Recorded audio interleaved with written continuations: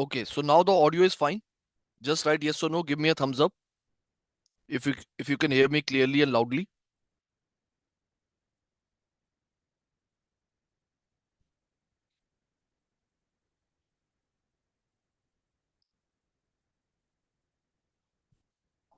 Okay, so I think there is no problem with the audio, and I think video is also okay.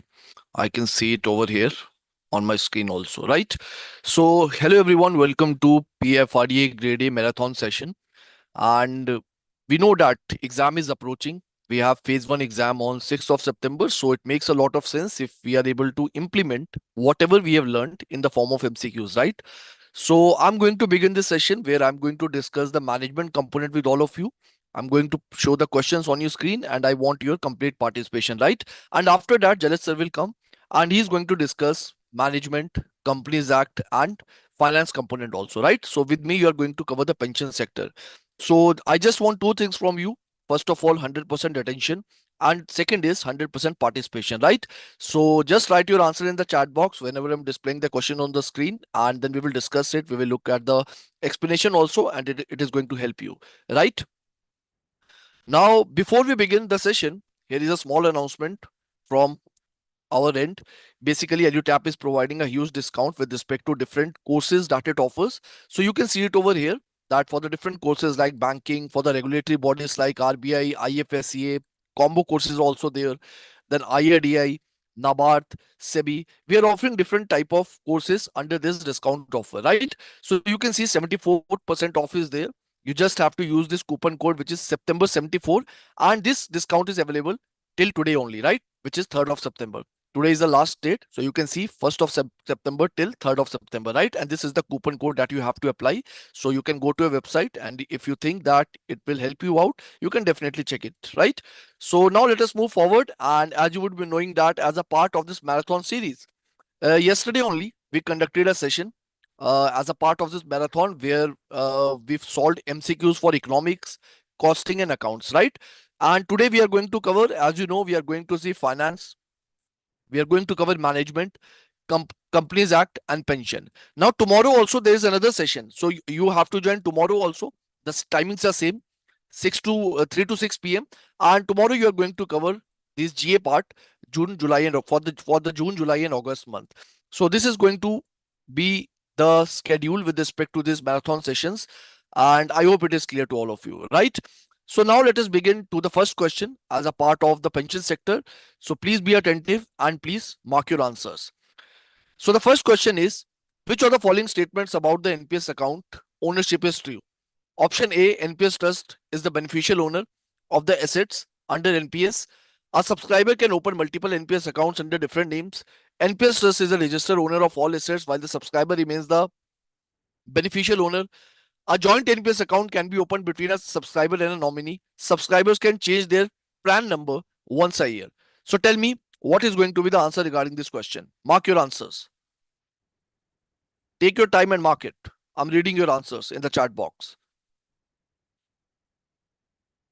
Yes, basically, if you talk about this NPS account, we know that if you talk when what we do in case of NPS, basically when the investor or the subscriber he invests as a part of this NPS scheme, then his money is going to get invested in different type of diverse portfolio, right? With the help of whom? With the help of pension fund manager, right? Now, what is going to happen when this money is going to be invested in different type of assets? So what you are going to do?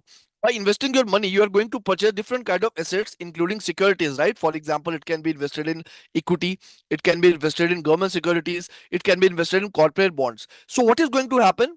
As per, if you talk about NPS provisions, whatever securities you are purchasing, the registered owner of the security is basically the NPS trust, right? So NPS trust is going to be the registered owner, or you can call it a legal owner also. So if the question says legal ownership or the registered ownership, the answer is going to remain same. That is NPS trust. But if we talk about the beneficial owner, who is the beneficial owner in this case, who is getting the, I would say, end-to-end benefit, it is basically the subscriber, that is people like me and you. So the subscriber is going to be what? It is going to be the beneficial owner. So C is going to be the answer. So NPS trust is the registered owner of all assets while the subscriber remains the beneficial owner, right? So many of you have given the correct answer. Now let us move on to question number 2. In case of premature withdrawal from NPS, which of the following is the correct condition?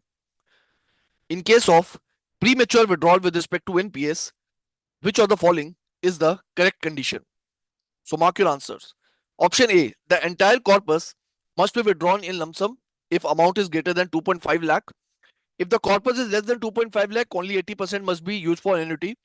If the corpus exceeds 2.5 lakh, a maximum 20% can be withdrawn as lump sum, while rest of the amount, which is 80%, will be used to purchase annuity. Premature withdrawals are not allowed under any condition. And option E is a subscriber can only withdraw from tier 2 account. Right? So what is going to be the answer with respect to this question?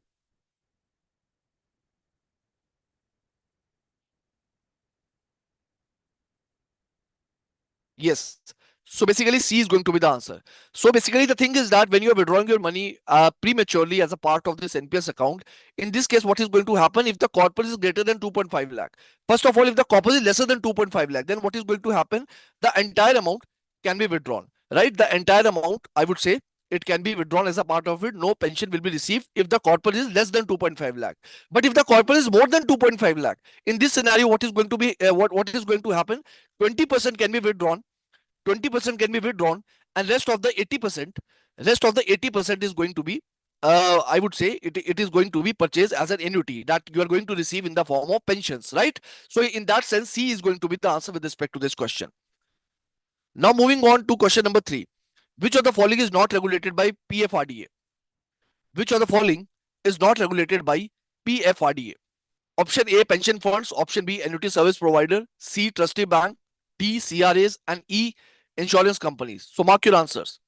I would say this is very much easy to answer, a straightforward question. So basically, the correct answer regarding this question is going to be the B option, right? Annuity service providers. Because when we talk about annuity service providers, these are primarily the insurance company, very specifically the life insurance company. And these life insurance company work at annuity service providers from whom you are going to purchase the annuity. And this annuity that you have purchased from this annuity service providers, what you are going to do afterward, this same annuity is going to be provided to you. You are going to receive this annuity in the form of pension, right? And these annuity service providers, since they are a type of life insurance company, so that is why they are regulated by IRDAI, right? The primary regulator is going to be IRDAI.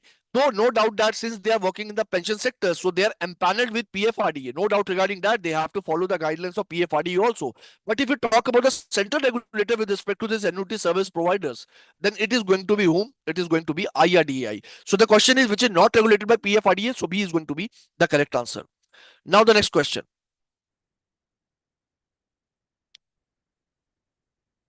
Okay यहाँ पर ई आ गया.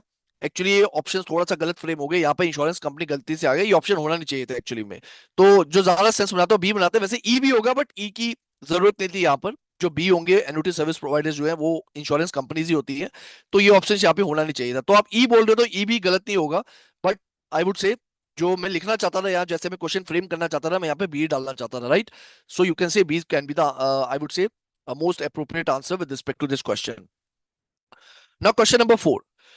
For NPS all citizen model, which is a false statement regarding the minimum contribution to tier 2 account? For NPS all citizen model, which is a false statement regarding the minimum contribution to tier 2 account? So mark your answers.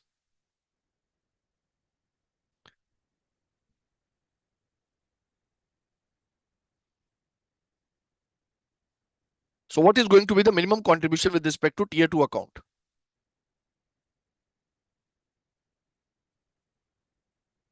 Let me see your answers. What you're marking. Sorry. Yes, Chetan, E is also correct as well with respect to that question. So for the question number 4, what is going to be the answer?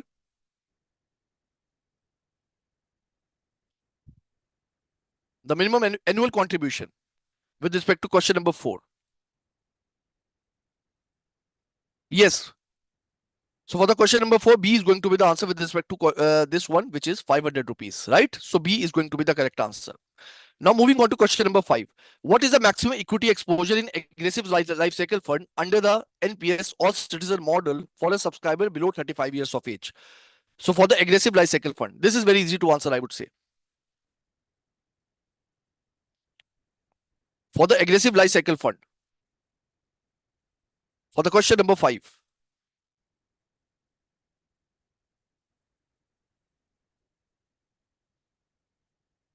Yes. So for the question number 5, basically, if we talk about three life cycle funds, the first is, which are the three life cycle funds?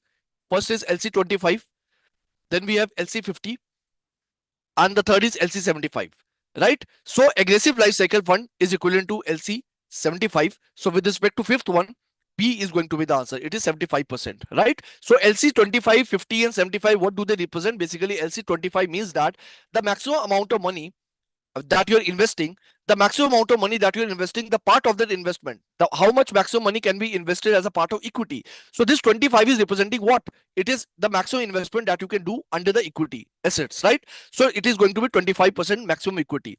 50 means maximum investments in the equity is 50%. If we talk about LC75, it means maximum investment that you can do in terms of equity is 75%. So this is, I would say, heavily risky as compared to LC25 and LC50. So B is going to be the answer to this question. Now, question number 6. Which of the following is mandatory condition for opening an NPS account under the all citizen model? Which of the following is a mandatory condition? Mandatory.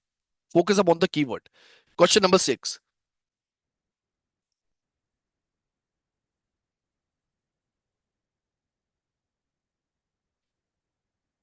Which of the following is the mandatory condition for opening an NPS account under the all citizen model?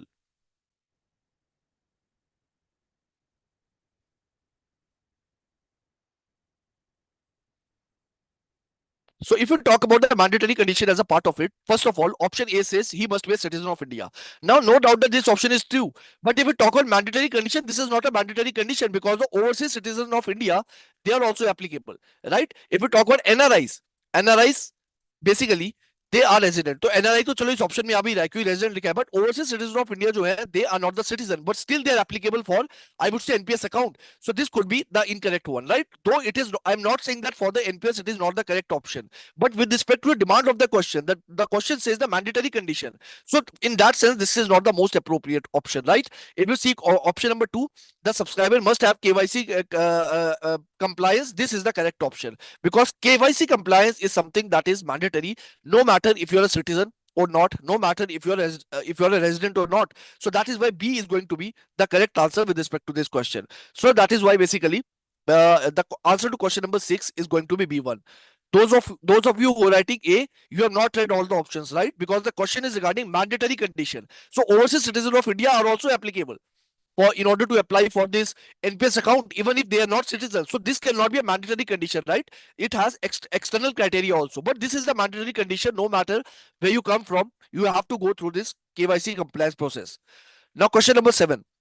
Under UPS, which is the following pensions amount determined if accumulated corpus is lower than benchmark corpus? So what is going to be the answer? If the accumulated corpus is less than the benchmark corpus, अगर कम होगा benchmark corpus से तो क्या होगा? What is going to be the answer for the question number 7? Everybody.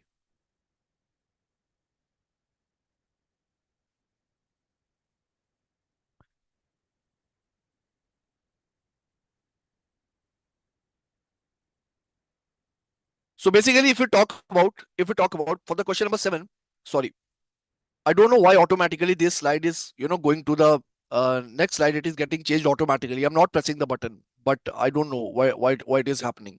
So basically, the thing is that if you talk about UPS account, right? If you talk about UPS account, in case of UPS, what the government does when you are investing your money as a part of UPS, the government is going to assume that this is the benchmark corpus that the person is going to earn once he will reach the retirement age, right? Now, once you reach the retirement age, the actual amount that you have earned through this investment, if this actual amount is below this benchmark corpus amount, then what is going to happen? You are going to face the shortfall. So what you have to do basically in order to basically I would say compensate the shortfall, what the government tells you that whatever shortfall is there, if you want the full pension amount, you will have to contribute from your end, right? You will have to contribute from your own pocket, then only you will be getting the complete pension that was, I would say, mentioned as a part of the benchmark corpus amount, right? So that is why B is going to be the correct answer because it says that the shortfall must be covered by the employer to maintain the guaranteed pension. So that is why B is going to be the option, right? So let us say,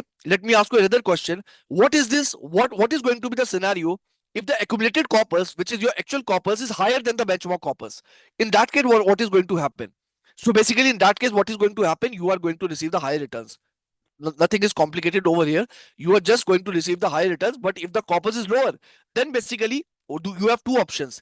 Either you will have to pay from your own pocket. That is option number one. The second option is that whatever pension has been, whatever corpus has been collected as a part of the accumulated amount, you are going to get the, I would say, pension based on that corpus only, which basically means that you are going to receive lower pension, right? Because the accumulated corpus is lesser than the benchmark corpus. So that is why B is going to be the answer to this question. Now, the question number 8. Which of the following is not a valid reason for partial withdrawal under UPS before retirement? Which of the following is not a valid reason for a partial withdrawal before under UPS before retirement? Before retirement. So, purchase of a first home, medical emergency, funding children's higher education, family vacation, or skill development. So, mark your answers.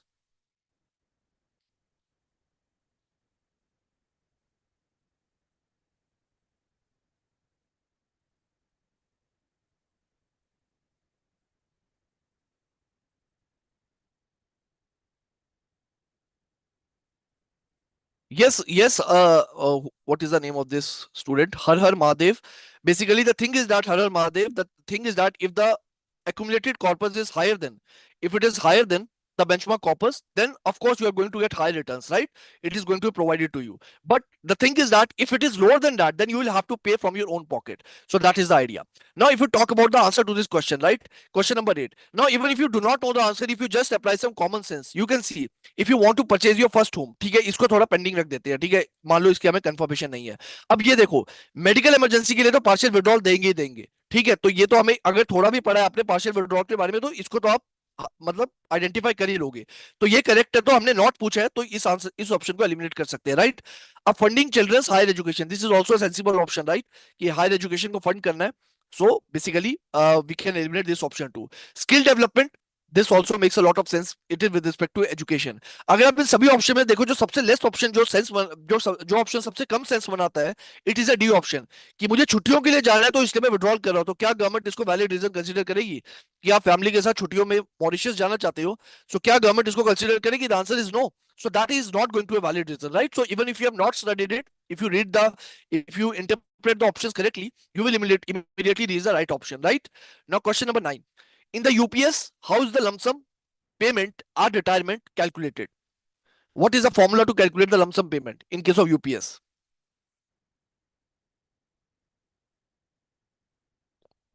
Question number 9.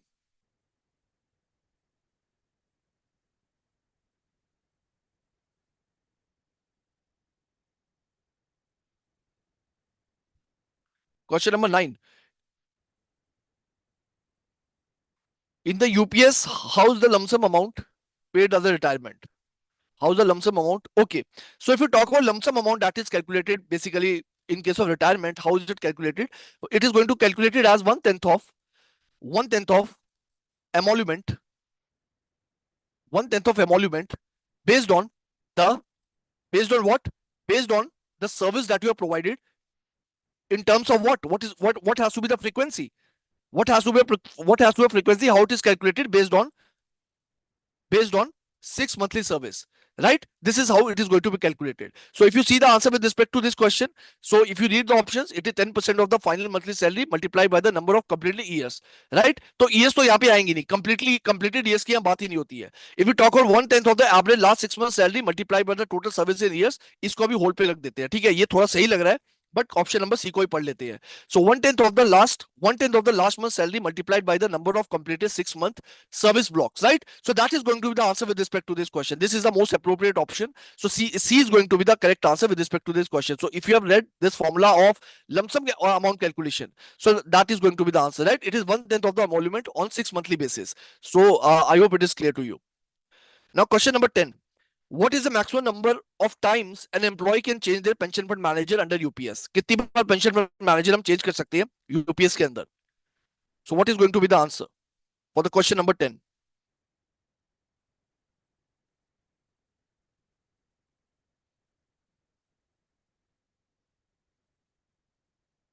For the question number 10, what is going to be the answer?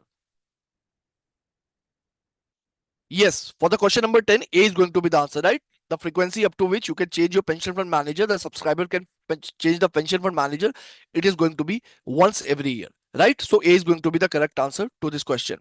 Now, question number 11. Which of the following is true about the guaranteed pension under UPS for employees with 25 years of service? Now, ये एक interesting question है, तो इसका answer मुझे सबसे चाहिए, ठीक है? Question number 11th.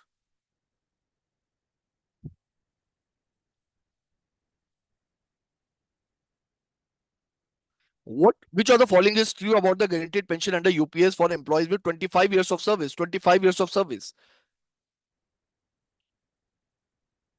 So mark your answers, everyone, for question number 11.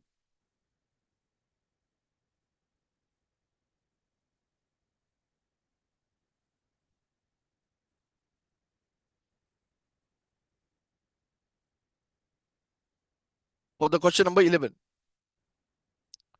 So yes, with respect to question number 11, if we see the options, so basically if you talk about the guaranteed pension under UPS, so we have covered that there can be, I mean, you must have covered that there are four type of pensions that are provided, right? The first is minimum guarantee, right? Which is rupees 10,000.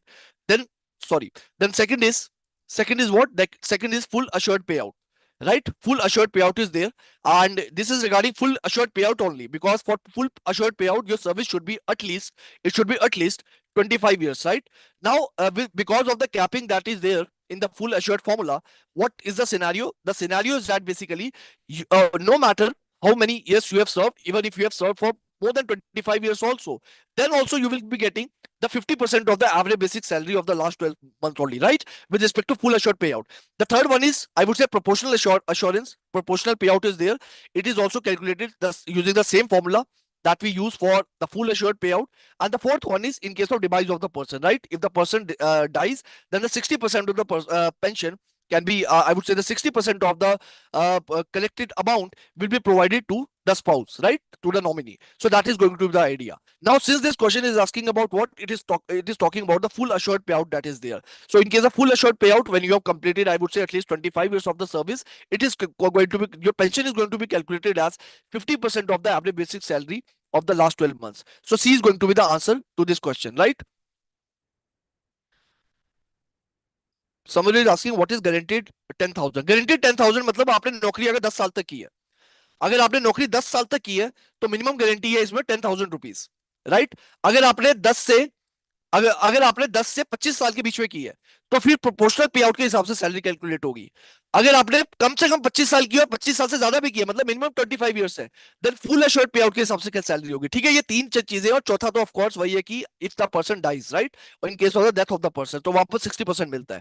सो ये तीन, ये pension के regarding आपको clarity होनी चाहिए कि ये minimum, I would से, गारंटी क्या है, एंड फुल एश्योर्ड क्या है, एंड प्रोपोर्शनल पे आउट क्या है, right? These are the three things that you need to know. Now the next one. What is the maximum number of times an employee can change their pension fund? Okay, ये question हो गया, sorry.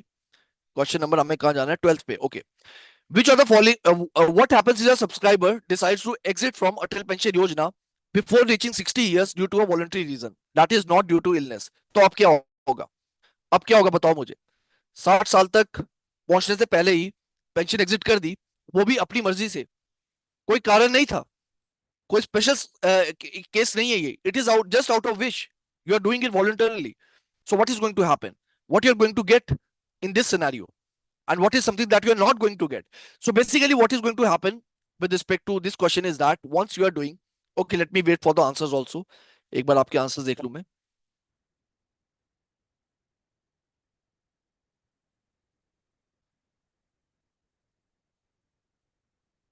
Okay, so let us talk about this one. So basically, if you talk about the money that you have invested as a part of Atal Pension Yojana, and you are retiring before 60 years voluntarily, not due to illness but voluntarily, so what is going to happen? तो दोनों cases की बात कर लेते हैं, ठीक है? Illness की बात कर लेते हैं और वॉलंटरी रीजन की बात कर लेते हैं। तो मान लो वॉलंटरीली जा रहे हो, तो तीन तरह के पैसे होंगे जो आपके अटल पेंशन योजना में गए हैं, ठीक है? तीन तरह के पैसे आपने दिए वहां पर, राइट? अब वो तीन तरह के पैसे कौन से होंगे? सबसे पहले जो मनी आपने इन्वेस्ट की, this is your first amount that you are paying, this is your contribution, right? The money that you have contributed. The second is, let us say if the government has also done co-contribution, if the government has also done co-contribution, so this is government money, this is your money, the money of the subscriber, right? The third type of money can be I mean, what can be the third type of transaction that can be there? It is basically the return. What type of returns? The returns based on the money that has been invested by the subscriber, that has been contributed by the subscriber. Now in case of voluntary reason, when you're taking the premature retirement because of voluntary reason, what is going to happen? This money will be returned. जो पैसा आपने खुद डाला वो वापस मिल जाएगा, क्योंकि यार आपका पैसा है, गवर्नमेंट आपके साथ फ्रॉड थोड़ी करेगी. आपने पैसा किसी रिटायरमेंट स्कीम में डाला, आप अटल पेंशन योजना में आपने एग्जिट कर दिया, तो गवर्नमेंट ये थोड़ी बोलेगी कि आपने अपनी मर्जी से एग्जिट किया तो मैं पैसा वापस नहीं करूंगी. ये कोई सेंस बना रही है? बात नहीं बनाएगी. तो ऑफकोर्स आपका पैसा आपको वापस मिल जाएगा. अब आपके पैसे जो रिटर्न है, ये भी सेंस बनाता है. ठीक है, वो भी वापस कर देंगे. भाई आपके पैसे हैं, आपके पैसों से अगर रिटर्न मिल रही है तो क्या खराबी है? गवर्नमेंट आपको पैसा वापस कर देगी. लेकिन गवर्नमेंट बोलेगी मैंने जो को कंट्रीब्यूशन दिया है, the co contribution that I have given from my side, that is something I am not going to return. क्योंकि अपनी मर्जी से जा रहे हो, ठीक है, आपका इंटरेस्ट नहीं है स्कीम में, आपके और आप पैसा चाहे इन्वेस्ट करना चाहते हो, जो भी एक्सपायरी रीजन है, गवर्नमेंट डज नॉट केयर. तो जो गवर्नमेंट का पैसा है वो वापस नहीं आएगा. जो बाकी का आपका रिटर्न है और जो आपने पैसा डाला वो वापस आ जाएगा. अब दूसरा एक सर्कमस्टांसेस देख लेते हैं. ठीक है, दूसरा सिनेरियो देख लेते हैं. मान लो कोई स्पेशल सर्कमस्टांसेस है, let us say because of illness और may be because of disability, right? So what is going to happen in this scenario? So पहले क्यों से आगे सब्सक्राइबर का पैसा, तो ये वापस आएगा, ऑफ कोर्स आएगा. क्यों नहीं आएगा? यहाँ पे तो आपकी मजबूरी है, आप अपनी मर्जी से तो नहीं निकाल रहे ना. आप चाहते हो इन्वेस्ट करना, लेकिन आपने गवर्नमेंट को प्रूफ करके दे दिया कि यार मेरी मजबूरी थी तब ये पैसे निकाल रहा हूं. सो आपका पैसा आपको वापस मिलेगा. अगर यहाँ मिल रहा है तो यहाँ क्यों नहीं मिलेगा? What is the second scenario? The second scenario is that जो गवर्नमेंट ने पैसा दिया और जो आपके रिटर्न आ रहे हैं, तो यहाँ पर भी आपको रिटर्न आपके वापस मिल रहे थे, यहाँ भी मिलेंगे. बट जो गवर्नमेंट का पैसा है वो भी आपको यहाँ वापस मिल जाएगा, क्योंकि गवर्नमेंट बोलेगी यार देखो इसकी तो मजबूरी थी बेचारे की, एक तो इसकी मजबूरी है तो इसका फायदा क्यों उठाना? जो आपने कंट्रीब्यूट किया है पैसा, इसको ही दे देना चाहिए based on the moral grounds, right? अब आपको उसके पीछे आप कोई भी आप आई वुड से रीजन आप लगा सकते हो, जो भी रैशनल गवर्नमेंट यूज करना चाहती है. तो ये दोनों में फर्क है. वॉलंटरी में गवर्नमेंट आपका अपना पैसा आपको नहीं देगी, गवर्नमेंट उस पैसे को रिफंड कर लेगी अपने पास ही. लेकिन जो स्पेशल केस है वहां पे गवर्नमेंट बोलेगी okay when you are withdrawing your money you can take this contribution also. So in that case sense what is going to be the answer? What is going to be the answer? The answer will be A option, right? It will receive only the contribution made by him, that is the contribution made by the subscriber, along with the returns, but not the government's money. That is something where the difference lies. I hope it is clear to everyone. आगे चलते हैं. Okay, okay, right. So I hope it is clear to everyone, right? So let us move on to question number 13. What happens if a subscriber decides to exit from APY before reaching 60 years due to a voluntary reason? What happens if a subscriber decide to exit? Okay, ये question अभी अभी किया हमने, इसका A answer होगा. Sorry. Question number 14. What is the maximum age limit for enrolling in Atal pension Yojana? What is the maximum age limit for insuring Atal pension Yojana? ये तो बहुत इजी क्वेश्चन है, इससे मुझे सबसे आंसर चाहिए. I want answer from each and every one of you. So please contribute your answers. What do you think for Atal pension Yojana? What is the age maximum age limit?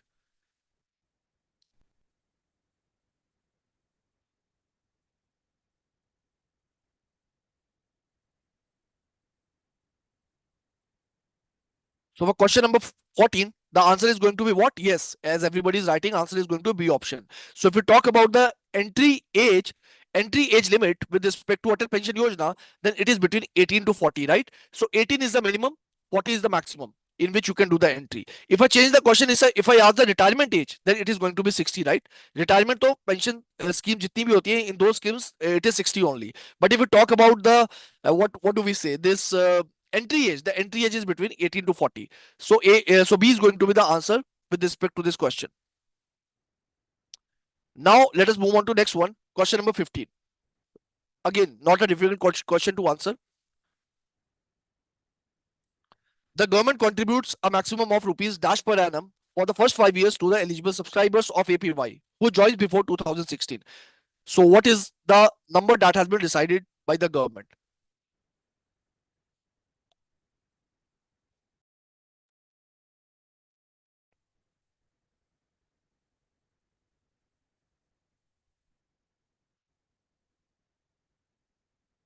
So what is going to be the number are decided by the government? Tell me.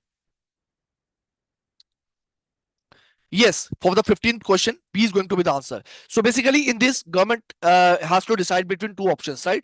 First of all, government says that we are going to co-contribute 50% of your of the contribution that you are making, right? So whatever money you are contributing, government is going to be 50% percent of that. The second choice is or 1,000 rupees. So government is going to decide between both these options, and whichever is lower, government is going to go with that. If the 50% is lower, government will choose this one. If 1,000 rupees is lower based on the calculations with respect to contributions, so government is going to go with that one. But here we are not talking about the percentage. The question is asking about this final money. Then it is going to be up to rupees 1,000, right? So B is going to be the answer to this question. So moving on to the next one, question number 16. This is regarding public provident fund. So which of the following statements is true about public provident fund? I would say this is also doable question. So I want answers from all of you. Question number 16.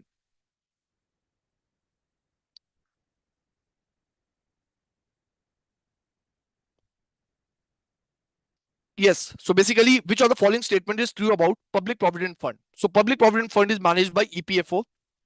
So this cannot be the correct answer, right? We know that it is not managed by EPFO.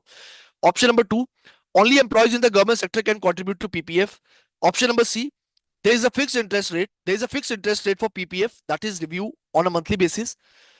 PPF is governed by Government Savings Banks Act 1873, and the minimum contribution to PPF is rupees 1,000 per year. So let me see your answers. What you have written.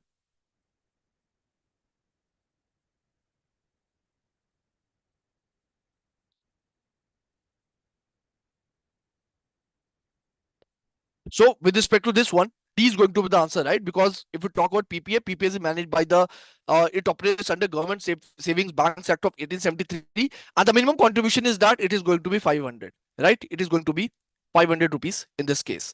So that is the idea. So I would say D is going to be the correct answer. Now question number 17. What is the maximum permissible limit under the Employees Deposit Linked Insurance Scheme? What is the maximum limit with respect to EDLI?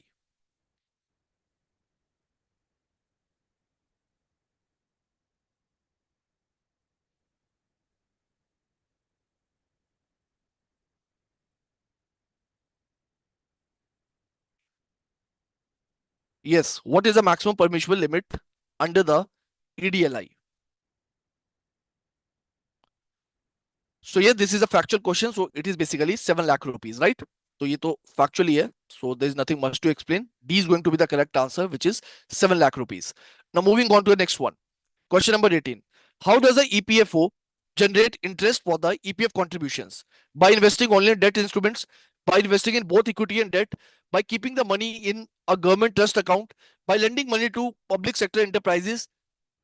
Option E is through bonds issued by private institutions. So which is the most appropriate option among all of them, among these ones?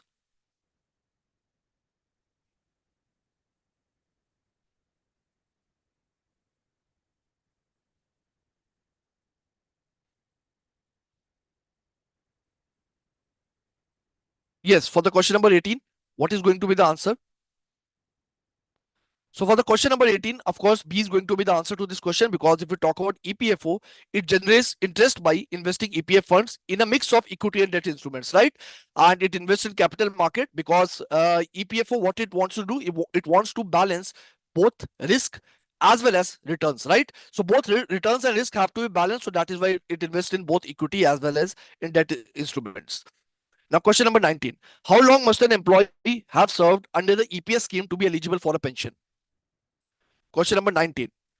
How long must an employee have served under the EPS scheme to be eligible for a pension? Again, a factual question. Question number 19.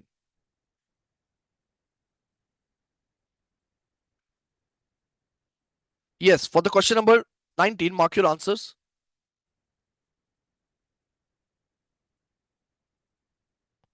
Yes, exactly. Har Har Mahadev.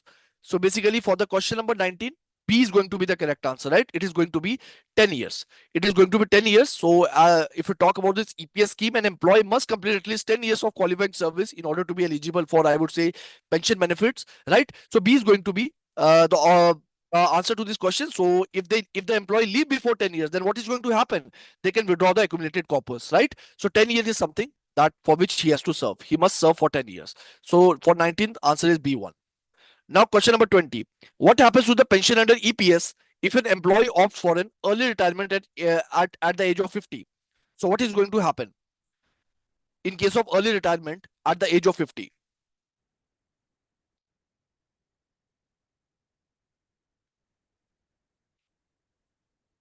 Question number 20.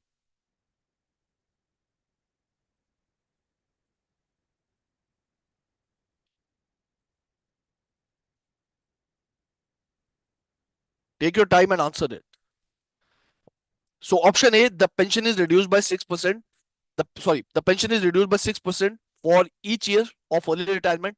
Option B, the pension remains the same. Option C, pension is reduced by 4% for each year of early retirement. Option D, the pension is deferred until the employee turns 60 and the pension amount is half. So with respect to this question, what is going to be the correct answer? The correct answer is going to be the C option, right? So basically, if an employee opts for an early retirement under the EPS scheme at age of 50, what is going to happen? The pension is going to reduce by, it is going to reduce by 4% for each year of early retirement, right? And what does it ensure? It basically ensures that the pension is adjusted for starting earlier than the usual age of 58, right? In order to provide that assurance, what it happens basically, it reduced by 4% for each year of early retirement. So that is going to be the answer. Question number 21. In a deferred annuity plan, which phase occurs during the time when contributions are made and funds grow over time? So this is regarding deferred annuity plan. You must have covered it in your different type of annuities. So we know that, right? Well, the first one is immediate annuity plan, and the second is deferred annuity plan. So what is going to happen in this scenario? For the question number 21, mark your answers.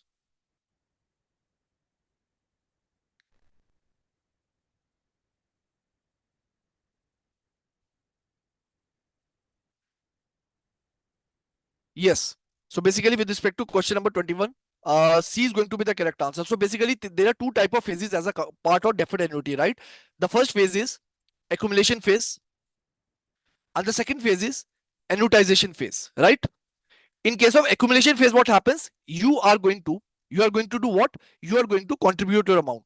The contributions are going to be made as a part of accumulation phase. Now, if we talk about the post accumulation phase, what is going to happen? There is going to be a waiting period, right? In case of deferred annuity plan, there is going to be a waiting period, and this waiting period, what you are doing, you're not basically withdrawing your money. You're not touching your money. The money is still there. Now, what is going to happen when you're deferring it as a part of this waiting period? Let us say maybe for 10 years, right? After 10 years, what is going to happen? The annuitization phase is going to start, and as a part of the annuitization phase, what you're going to do, you are going to receive your money in the form of annuity. You are going to receive your pension, right? So that is what we understand by deferred annuity plan. If I change the question, if I talk about immediate annuity plan, so what is the difference? In case of immediate annuity plan, this waiting period is not there. The moment you have done the contribution, either in the form of I would say one time, or you can say single installment, one time payment, or it can be multiple installments also, right? So the moment you have made the payment, so what you're going to do, just after that, immediately you will start receiving the annuities also, right? So that is the difference between immediate annuity plan and deferred annuity plan. So with respect to this one, C is going to be the answer, because it is talking about the period when the contributions are made and funds grow over time. So it is going to be accumulation phase. Question number 22, annuity service providers are regulated by which of the following authorities? तो ये मैंने already I think third या fourth question में भी इसकी बात की थी, तो ये तो आप सबको आता होगा, right?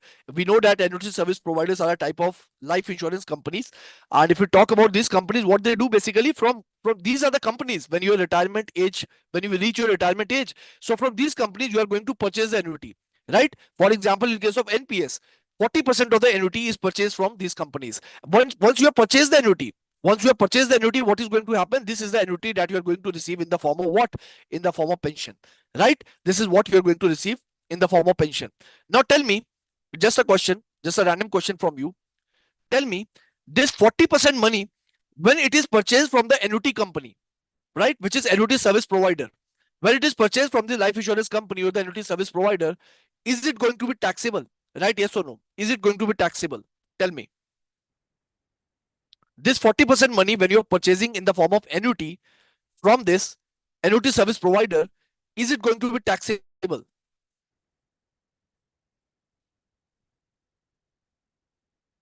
Right? Yes or no?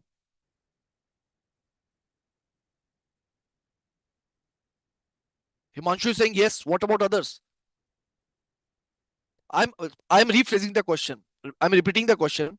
I am saying when you are purchasing this 40% annuity, this 40% annuity directly from this annuity service providers, this money will be taxable or not?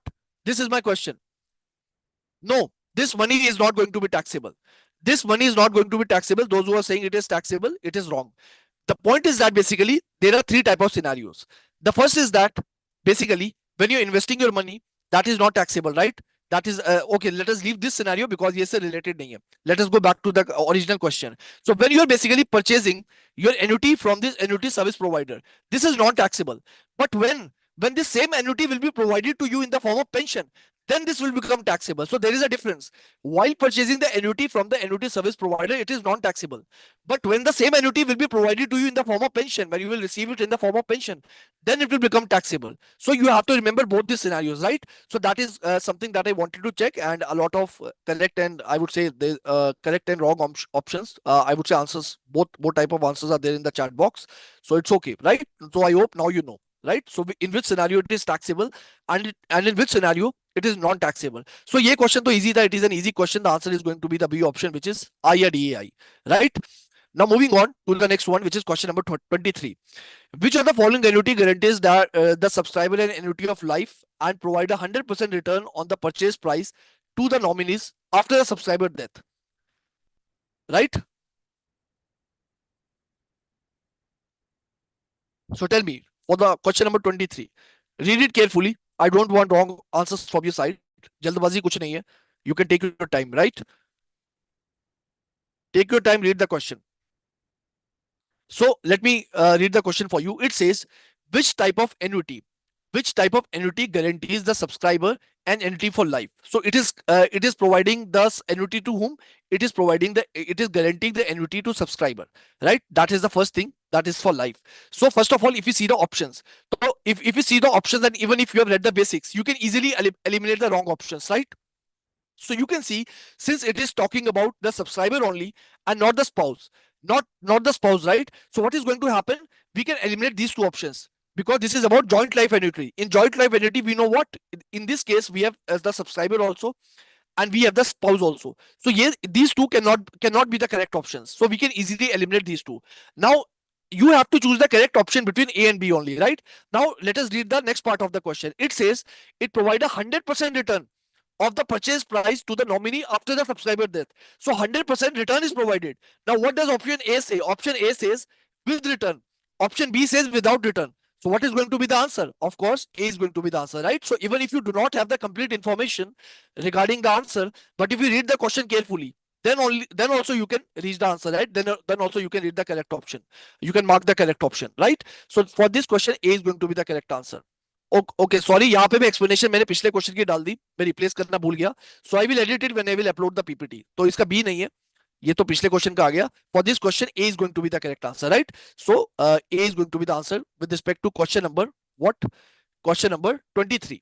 A is going to be the correct answer. I will edit it when I will upload the PDF in the Telegram channel. Do not worry about that. Right? Now let us move on to question number 24. Under Pradhan Mantri Laghu Vyapari Mandan Yojana, what is the maximum annual turnover limit for eligibility? So a current affair question, tell me, Laghu Vyapari Mandan Yojana, what is the maximum annual turnover limit for eligibility? Tell me for the question number 24.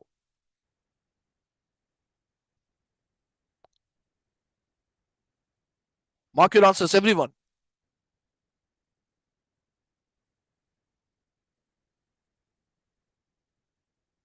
बहुत easy है ये, ऐसा question है. If you know the answer or you don't know the answer, if you have studied it, you know it. So basically, if you talk about this one, right? If you talk about Pradhan Mantri Laghu Vyapari Mandan Yojana. So Laghu means what? Laghu means small. Vyapari means what? Vyapari means businessman. So this scheme is for whom?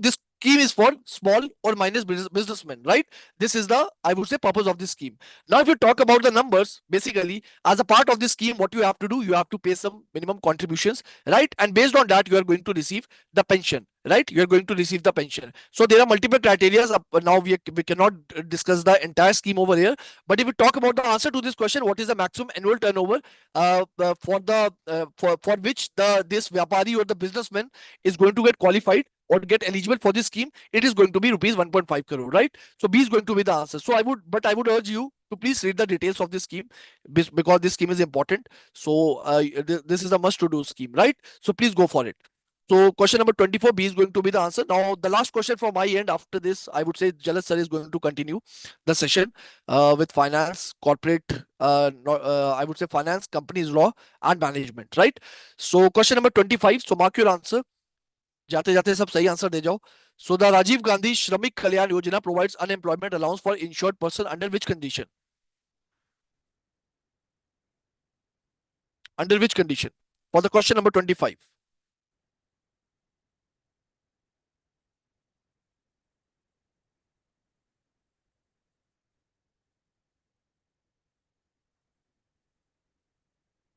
For the question number 25.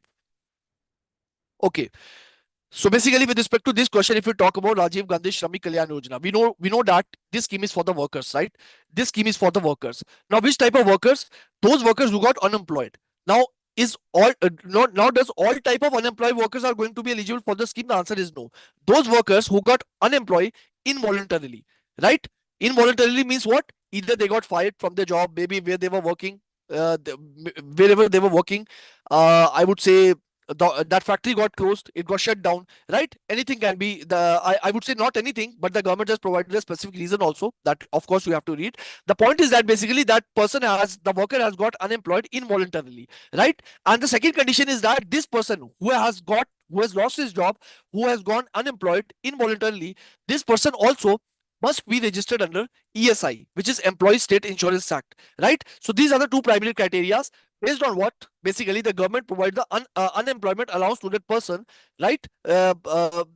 In order to basically maintain the finances, right? So if you read all the options, option A, if the insured person become permanently disabled due to non-employment injury, if the insured person leaves the job voluntarily, and if the person is retrenched once the establishment is closed, if the person reaches the age of 60, and I would say if the person moves from one state to another. So with respect to this one, the correct answer is going to be the C option, right? Because first option, many of you would be thinking that first option could also be correct because disability is also there among, I would say, the criteria that have been provided by the government in order to qualify for the eligibility. But the thing is that if you see the option correctly, it is saying non-employment injury, right? But here the unemployment, the I would say the unemployment that is provided, right? So that is for the different scenario. So that is why A is not going to be the correct option. So now the option B says voluntarily. But what did I tell you? That it is for those people who have left their job involuntarily, right? So B is not going to be the correct one. And these two, I would say, these options do not make sense. They are not close to, I would say, the correct option. So C is going to be the correct answer with respect to this question. With the insured person, what do you mean by insured person? The person who has already been insured under ESI Act, Employment State Insurance Act, right? So if that person is there, he is retrenched, or the establishment, the factory where he was working, it got shut down. So on the basis of that, this person is going to receive what? He's going to receive the unemployment allowances. So that is why C is going to be the correct answer to this question. I hope this is clear to all of you, right? So now that is it from my end. After this, Jalat sir is going to continue the session, right? So now let me end.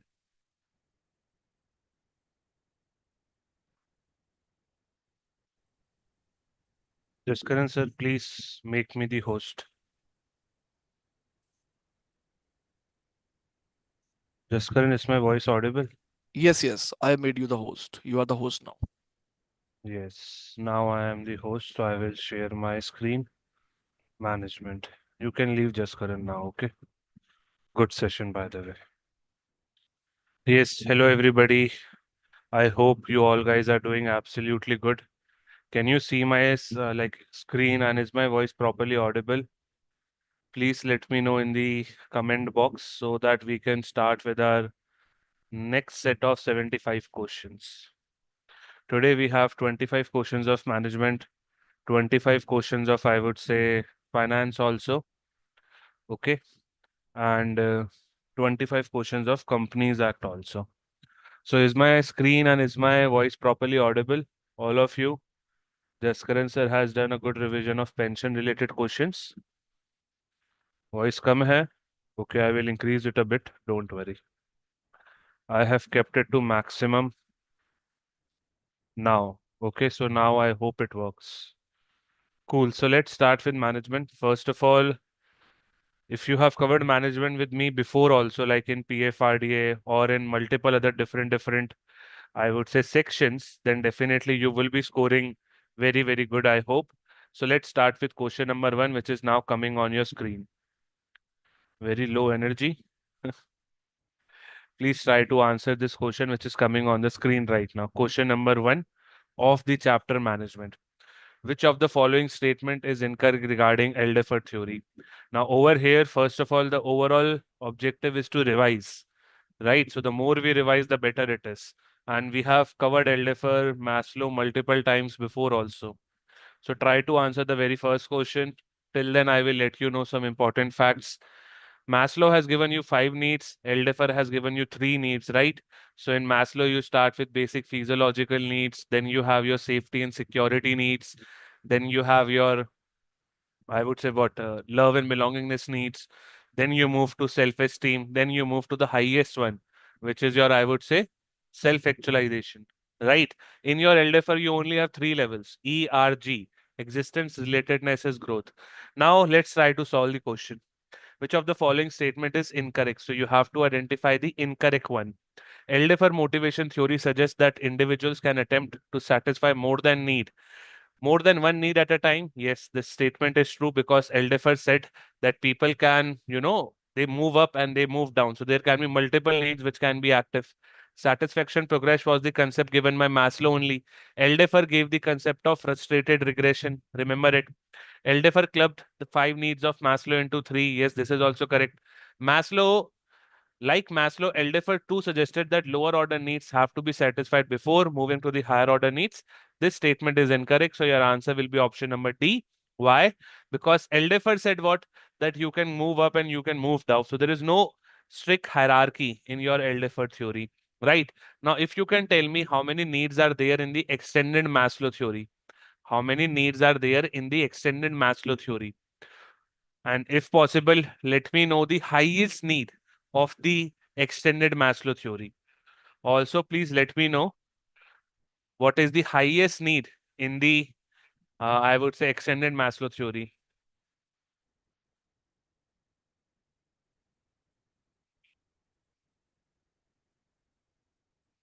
बताइए answer आपका क्या होगा इस case में.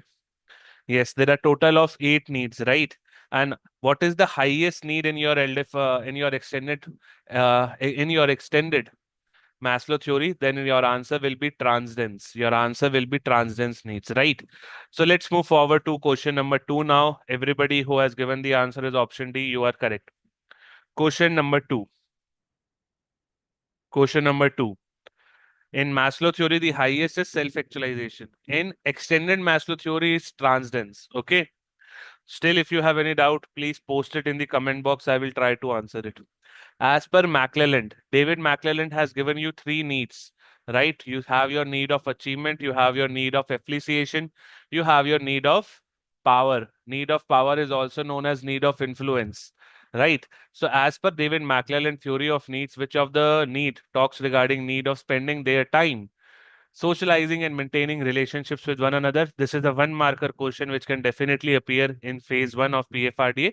The correct answer will be option number B. Okay, yes. Need of necessaries. This is not even a need. So this was just given to confuse you. The correct answer will be option number B.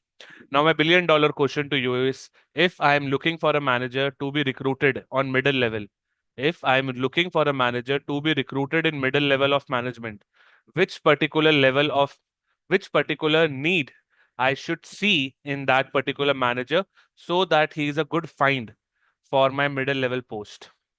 So in the middle level post, if I have to hire a manager, then what need should be prevalent in that particular, I would say what, employee or manager, as per the three needs of David McClelland. Technical needs, I'm just saying that in the middle level, if I have to recruit a new manager, then which of these three needs out of achievement, appreciation, and power, which need should be more prevalent? Yes, very good. It should be your need of achievement, because need of achievement, people will try to do all the tough task which is challenging in nature. Okay, so answer will be need of achievement. If I am hiring for top, then I will look for the people who are driven by need of power. If I am hiring at the lowest most position, then I will look for the people who are driven by need of appreciation. Moving forward to the next question, which is a question number 3. Technical needs नहीं होता है. I think it was a kind of a misstatement given by one of the student. Technical was not nothing. Technical is nothing given. David McClelland has only given you 3 needs: power, which we also call it as influence, achievement, and your appreciation. Technical कुछ नहीं होता है. Okay? Technical skills होती है. Yes. Robert Carts, who has given you 3 skills, right? So, look, consider the following statements and choose the incorrect one. So, you have to identify the incorrect one. This is as per Victor Vroom. This is as per Victor Vroom expectancy theory. Effort performance relationship is known as instrumentality, no, because this is known as expectancy. Performance reward relationship is known as valency. Again, no, this is known as your instrumentality. In fact, second point is known as instrumentality. The first one is known as expectancy. The first one is known as expectancy. The second one, which is your performance to reward, is known as instrumentality. And the value of valency to be used for motivation formula varies from 0 to 1? No, because it varies from -1 to 0 to, I would say, what, +1. So therefore, the range is incorrect. So all the 3 statements are incorrect. So your answer will be option number D. So your answer will be option number D. Third A. No, the value of valency can be negative also. So therefore, the third statement is also incorrect. So answer will be option number D. See, such type of questions, if they come in your exam, they are easy. But I don't know that you will be able to answer it or not, because everybody is giving different answers. But the correct one will be D, because expectancy links your efforts to performance. Instrumentality links your performance to outcomes. Outcomes is basically your valency. How will you value your valency? It can be -1, it can be 0, or it can be +1. Therefore, all these 3 statements are incorrect. Okay.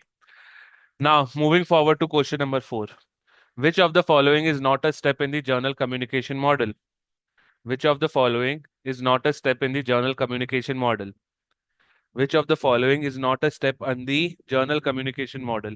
Generally, if you see sender is there, who will send the message, obviously this will be there.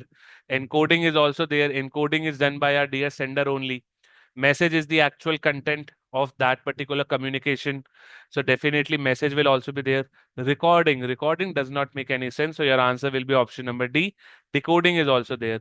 Tell me the last step. Tell me the last step of the communication process. Tell me the last step of communication process. What will be the last step of communication process? Definitely it will be my feedback. Okay, feedback is the last step of communication process. And also, what is the essence of communication? What is the essence? Essence of communication will be mutual understanding. Do remember it. Okay. Moving forward, my friend. So question number 4 answer will be option number D, which we have discussed already. And if you see the flow, the first is developing an idea. This is basically a motivation course wherein the sender gets an urge that yes, I have to motivate. Encoding is basically converting your idea into some encryptions so that you do not lose your message while transmitting. Message is the actual content. Then you select the medium. Then you transmit the message. Receiver receives it, decode it, and then finally he give you the feedback. Simple. Question number 5. When two people are involved, we call it as a circuit communication. Okay. When two people are involved, we call it as a circuit communication. Identify the type of communication in which the most which is most decentralized and it is the most flexible form of circuit communication. Who gave this theory? This theory was not given by anybody. Like the theory of communication, I hope you are referring to. That was a model, by the way. That was not a theory, right? So that model was a journal model. But in communication, we have Claude Shannon and Warren Weaver model, which is like world famous. But the model which I showed you, this one, this is not given by Claude Shannon and Warren Weaver. Claude Shannon and Warren Weaver has given you a different model, which looks similar like this. So the best model, if you have to follow, is Claude Shannon and Warren Weaver model. But this model is also the most generally accepted one. So you can follow both one. But there is no person who has given this particular, like there are multiple people who have contributed. Therefore, we cannot take one single name. Okay, coming back to question number 5. When two people are involved in the communication, we call it as a circuit communication. Identify the type of a circuit communication which is most decentralized and most flexible. So this will be a star communication because everybody can talk to everyone. Okay, under wheel, you have one central person to whom everybody is connected, and the communication flows in this particular manner only. Why an inverted V may you talk to your bosses, right? And you can also talk to your two immediate bosses in your inverted V. So they are kind of very, very good concepts to understand. Okay. Yes. But if I answer this Himanshu's doubt, if you compare this model, like the journal model of communication process, and Claude Shannon and Warren Weaver model, the difference was of noise. I hope you remember. Noise is basically the disruptions which can take place at any place of communication. Okay, so Claude Shannon and Warren Weaver, they introduce noise. I hope you remember this. Now, if you see inverted V, you can talk to two different bosses at one time, right? Under Y pattern, first you communicate your message to the boss, and then more boss makes a kind of a chain. Okay, wheel we know all star as well. We know circle as well. In circle, you are able to communicate through your adjoining members, through your left and through your right. And in chain, it's quite vertical, as simple as that. Okay, next question, question number 6. Let's increase the pace a bit. Question number 6 now. When messages or information is exchanged, when messages or information is exchanged or communicated without using any spoken or written word, it is known as non-verbal communication. In this regard, in the same regard, identify the type of non-verbal communication wherein the communication takes place with the touch of hand. Bataiye, what will be the correct answer for question number 6? Yes, it will be option number E. Yes, very good. It will be option number E. The spelling of haptics is incorrect. Haptics, not E. Okay, haptics is the correct one. Under paralinguistic vocalics, you try to communicate with your tone. You try to increase it, you try to decrease it so that you can grab the audience attention. Oculises is done with the communication with eyes. Artifacts is done with the communication through objects. And haptics is where you touch your hands. Okay, you use your hands to communicate it. And if I ask you if I'm referring to time, if I'm doing communication with time, then it will be chronomics, right? Then it will be chronomics. Communication with the help of body language is known as what? Kinesics. Communication with the help of body language is known as kinesics. I hope you know it. Next question, let's move ahead to question number 7. Yes, question number 7. Now we have Blake and Mountain managerial grid, in which you have 5 types of leadership, but later on 2 more was added, right? As per Blake and Mountain grid, managerial grid, the country club manager, a country club manager is that particular person who will have the score of 1 comma what?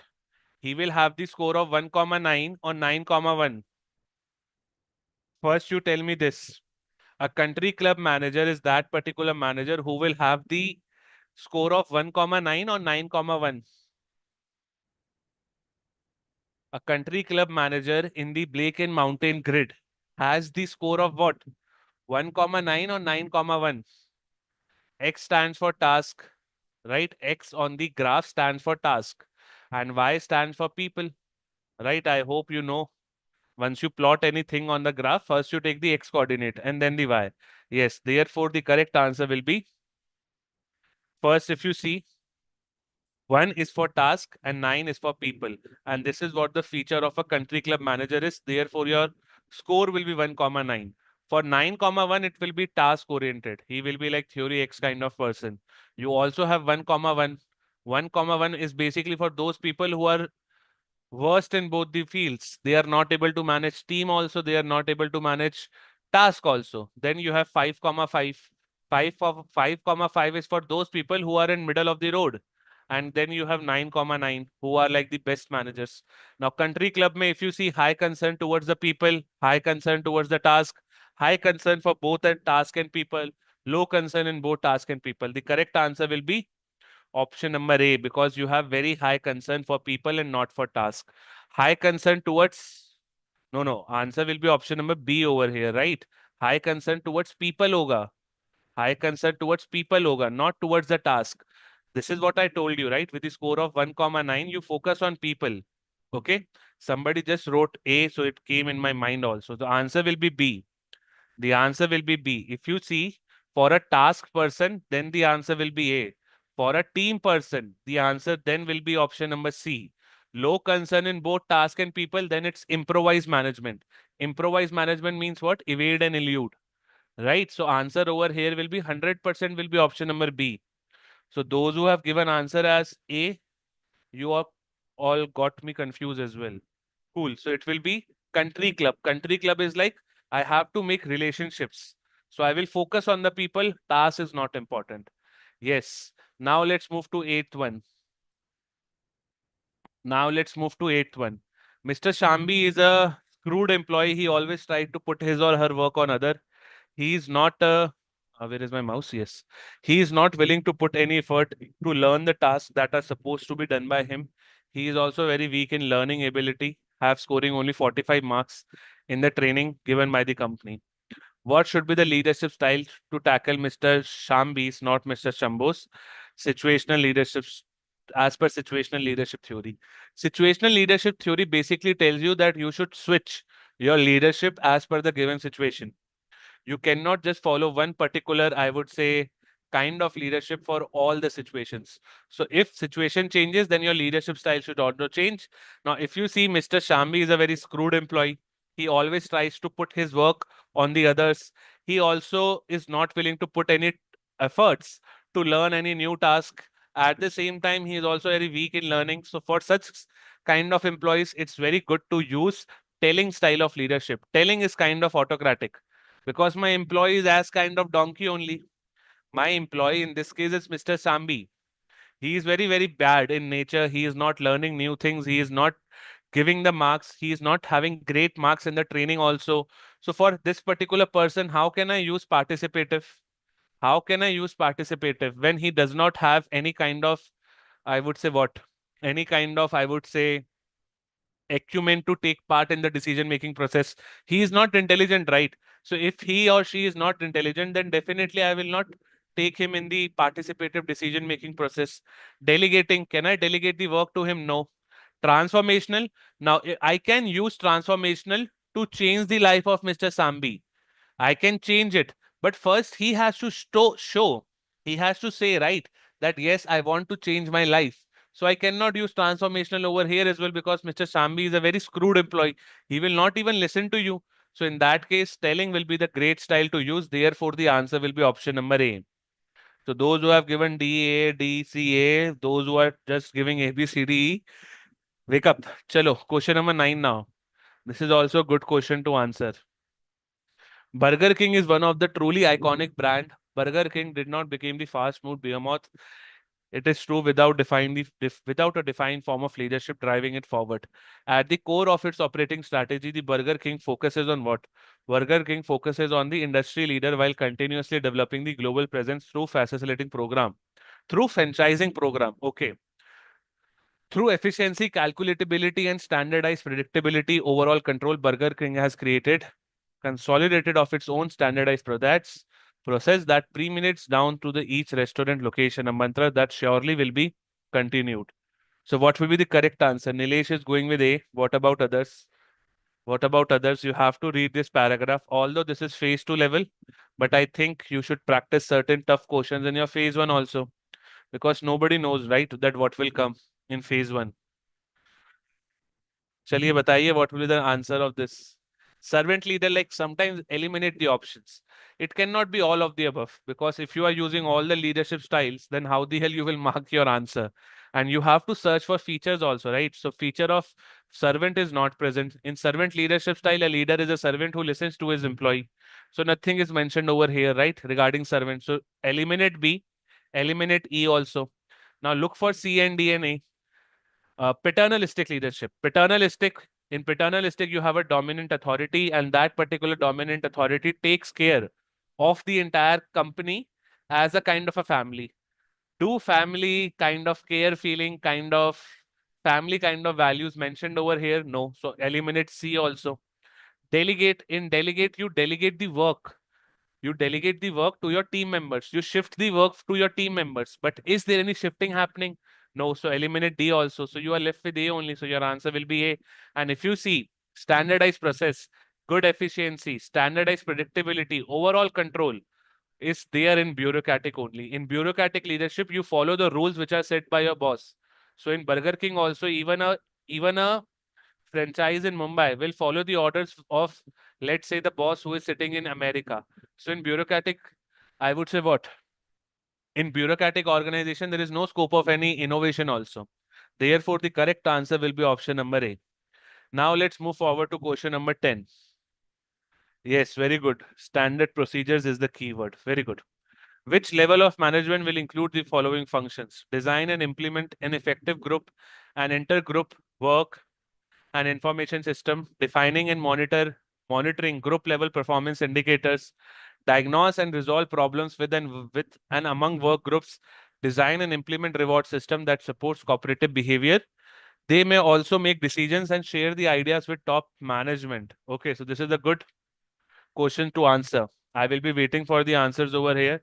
Design and implement the group and inter-group work and information system. Define and monitor group level performance. Now, see, you cannot have top management over here because top management will not share ideas with top management. Top management will share the ideas with middle and low. So I would say all of the above is out. None of the above is also out. And your higher level of managers are also out. So now you are left with low and middle only. Okay. By the way, I hope you know higher level managers are also known as top or executive level. Executive level. These are also corporate levels. Okay. Middle level is known as departmental level. They are also known as functional level. Okay. Lower level managers are kind of operational in nature.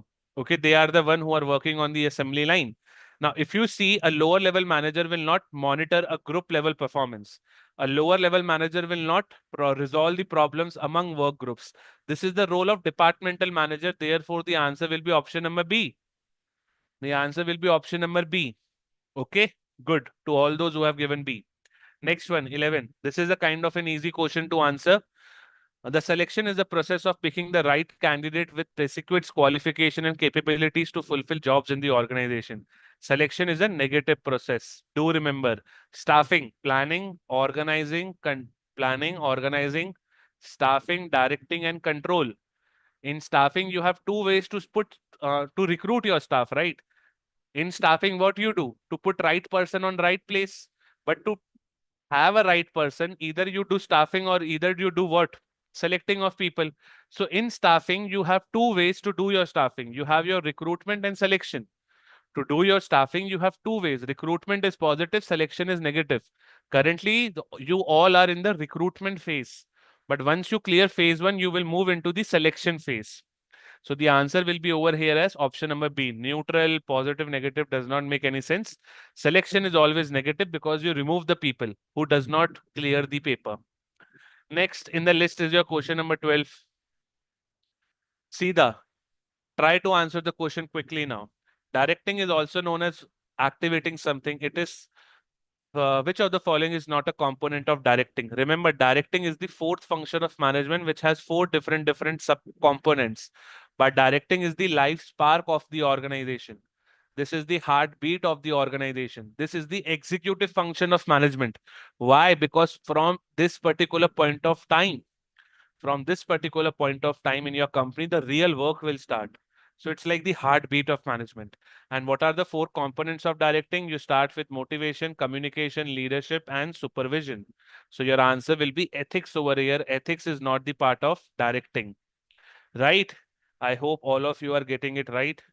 Moving forward to question number 13. Now, this is a phase two level question. So answer it with full awareness. Do not sleep. I know it's a wonderful weather out there, but do not sleep. Read the following statements and then select the right code. In line and staff organization, the line managers have total authority over those who report directly to them. Chalo, you only answer.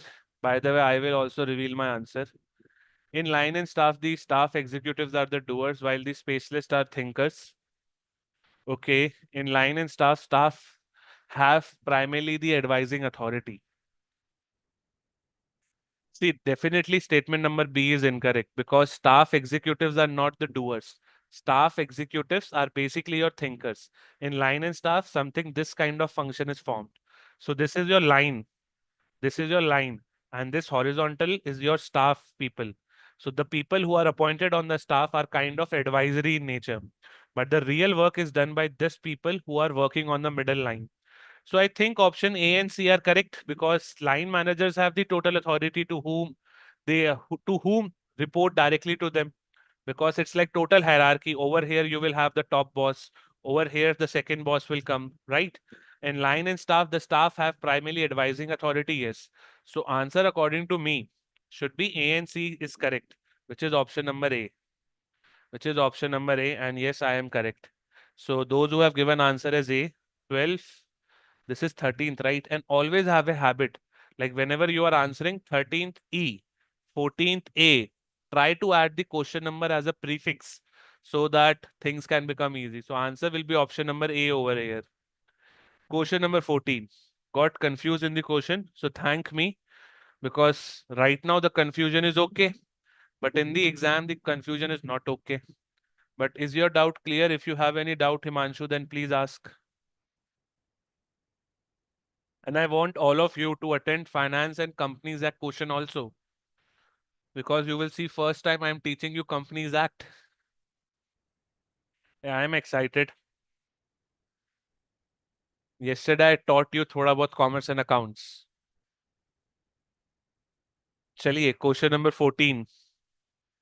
Read the following statements and then select the right code. In management, now first the concept over here comes from delegation. Delegation has three parts. Delegation has three parts, right? You start with first part, which is authority. Then you have responsibility, and then you have accountability also. Authority is the power to take decisions. Okay. Responsibility is the duty to do the work. Accountability is to explain that why you were not able to do your duty or why you were not able to complete your work clearly. Now, authority always moves downward. Authority always moves downward.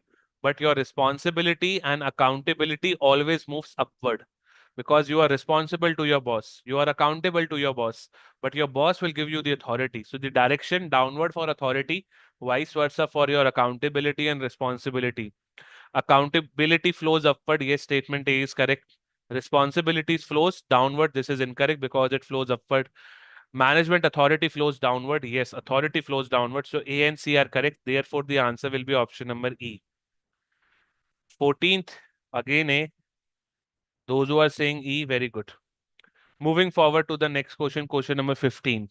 Identify the emerging concept wherein the some group of people that meets regularly to solve problems affecting its work areas. The group carries on continuously a part of organizational wide controls, self-development and mutual development and controlling and improvement within this workplace utilizing control techniques with all members participating. Do tell me whether the answer over here, whether it's A, B, C, and D, whether it's a formal communication or informal communication. ये भी बता देना. Formal communication or informal communication. 15th. Yes, it's your quality circle, and quality circle always comes in your informal communication. But certain point of informal communications, do remember. Many people say that informal communication is always negative. That thing is incorrect because informal communication can be positive also. Why? Because over here, quality circle can happen, right? People are coming and they are telling their problem to each other and they are trying to solve a problem. So this is informal, but it is positive. Informal, which is negative, is grapevine. Grapevine communication. I hope you remember. So answer will be E. Next, a centralized. Now you only try to answer this.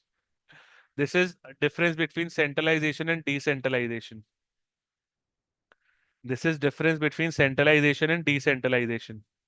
26 students are sitting, but only 5 to 10 are responding. Others are just sitting to see my face or what? Chaliye, next question is on your screen now. Read the following statements. A centralized organization systematically work to concentrate authority on the upper levels.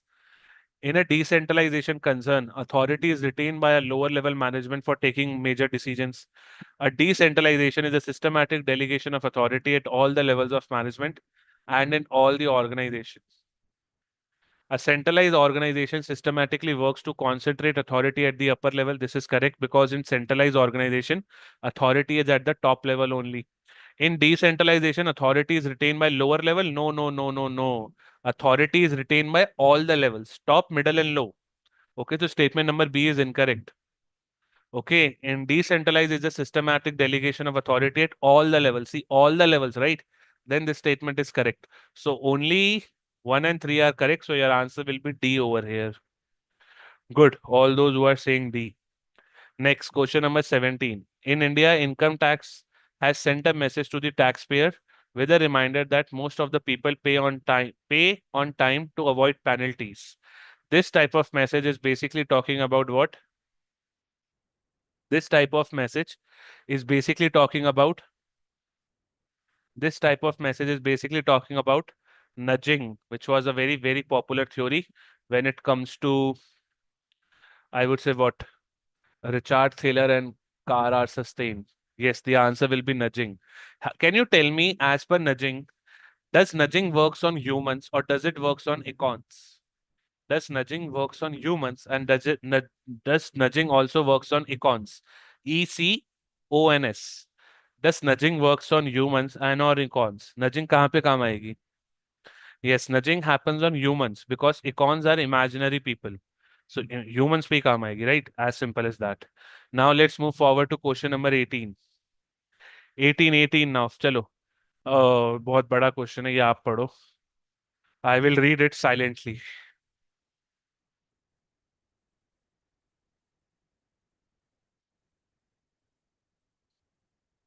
In the same regard, identify the principle of directing that explains that mere giving order is not sufficient, but management or managers should find out whether the subordinates are working accordingly, what difficulties they are facing, and if required, you should also help the subordinate to get work done. Chaliye, question number 18 now. 18B, Marcus is going with C.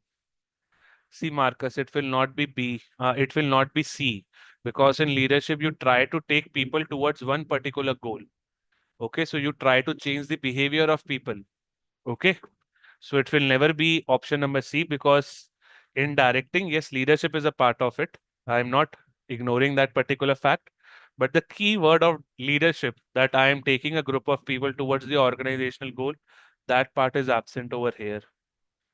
Uh, Yes, B looks more correct because over here you are just checking.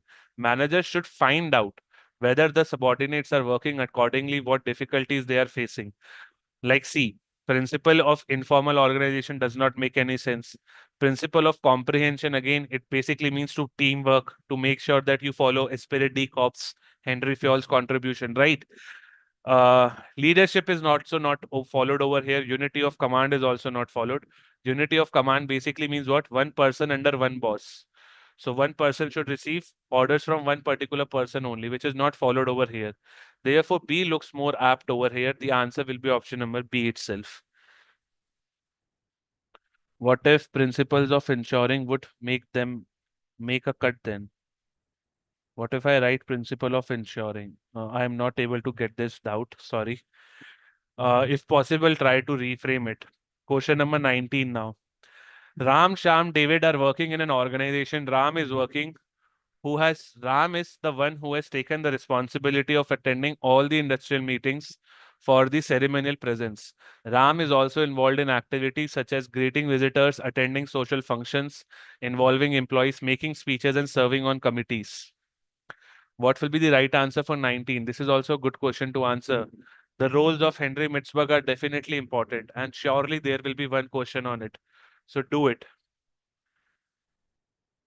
If you see Ram, Sham, and David are working, the question is about Ram only. Ram is one who has taken the responsibility of attending all the industrial meeting for ceremonial purpose. So in a ceremony, Rams represents the company.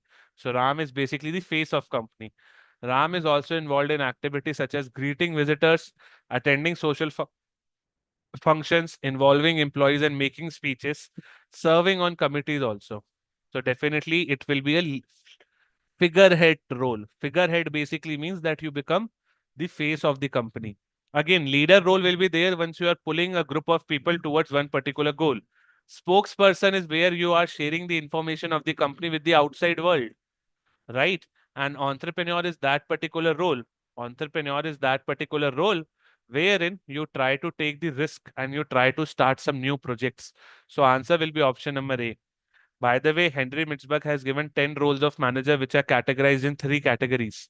So remember all of them, they are definitely very, very important for your paper as well. Right? So interpersonal, informational, and decisional. They all are important. Interpersonal, may you first start with figurehead. Figurehead is what? Face of the company. Leader, you all know. Licensor is basically connecting the company from the outside world. You are making some productive links, links in the government, links with the supplier. Informational role are also there. Monitor is to collect information.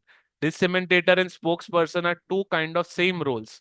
But under disseminator, you try to share the information inside the company. Under spokesperson, you try to share it outside the company. Entrepreneur, I have told you to take risk and to start something new. Disturbance handler, it's a very easy role to understand. Resource allocator is to divide the resources among the team. And if you see, negotiator is like making a good deals for the company. Question number 20.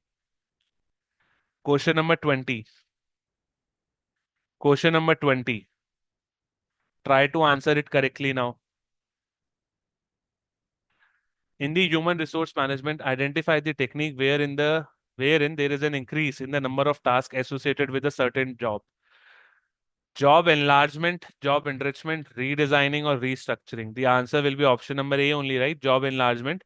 Because over here you are doing the same job, but now the number of tasks had been increased. Okay, job enrichment means that you have been promoted. So over here, your salary, your status, your recognition, everything increases. Redesigning and restructuring basically means to change the job elements. So answer will be A. Moving ahead. Question number 21. Finding out the present worth of any job, which of the following method can be used by a manager? To find out the present worth कि एक job के लिए कितनी salary होनी चाहिए. What should be the apt salary for a job?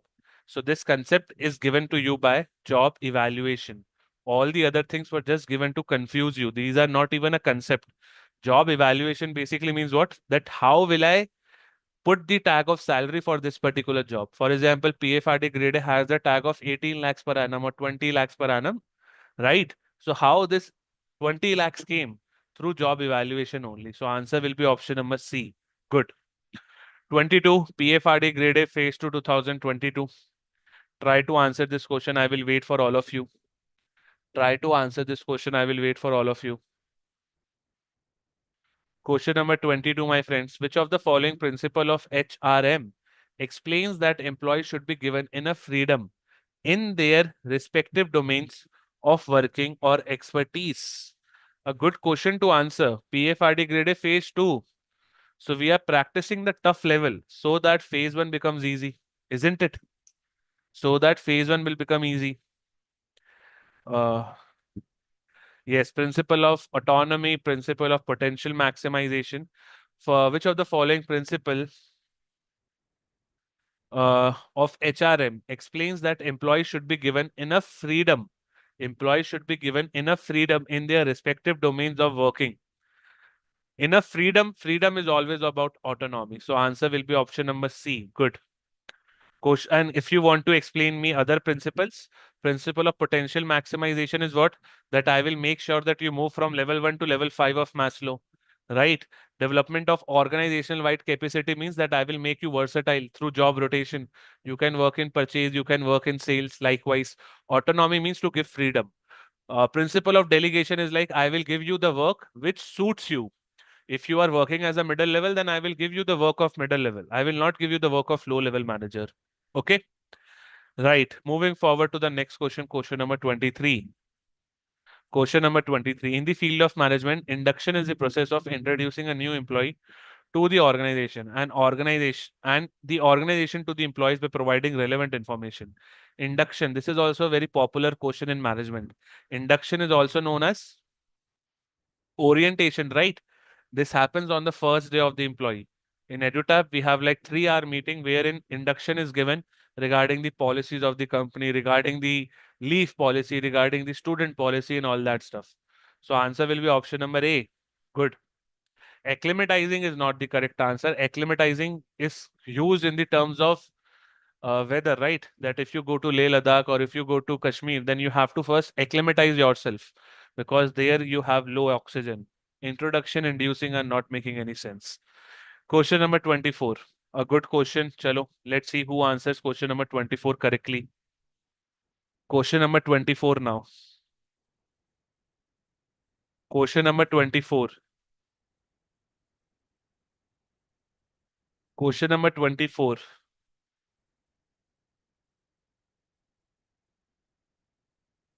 Question number 24.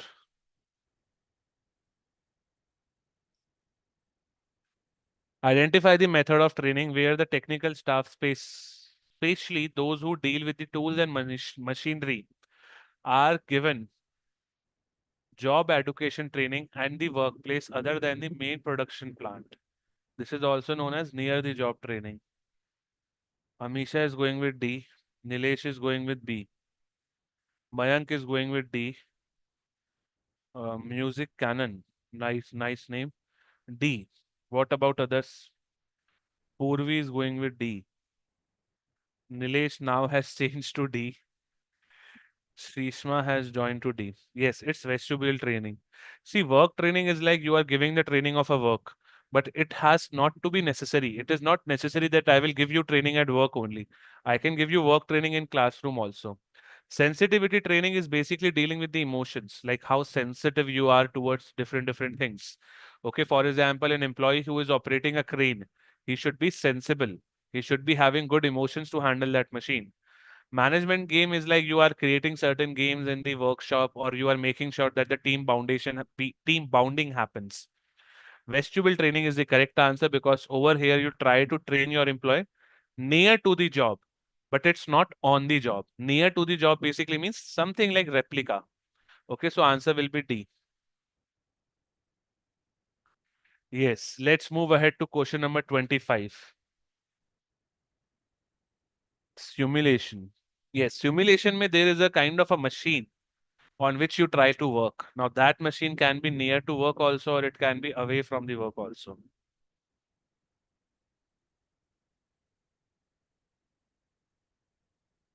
Classroom training is off the job, work training kind of thing. Question number 25, the last question of management.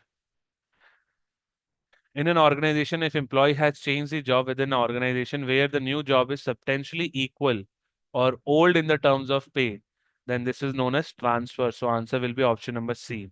Promotion means that you are moving ahead. So your salary will increase, recognition will increase, your status will increase and whatnot. So answer will be C. So that completes our 25 revision questions of management. Oh, hello everybody connected. Can I start with finance? Can we move ahead to finance now? Please let me know your responses in the comment box. Or should we stop and go back home? Just 50 more questions to do. Can we start? Hello. Can we start? Please take 2 minutes of break. Okay, we are taking 2 minutes of break. Right now it's 4:34. Going is not an option. Taking a break of 2 minutes is. So let's take a break of 2 minutes then. 5 minutes break. Suhadeep, you have not even answered any question and you are asking for 5 minutes break. Wow. Suhadeep Patra. Chalo, we will take a break, not an worry. And if you are liking the session, then please like it, share some feedback. It will help us to grow.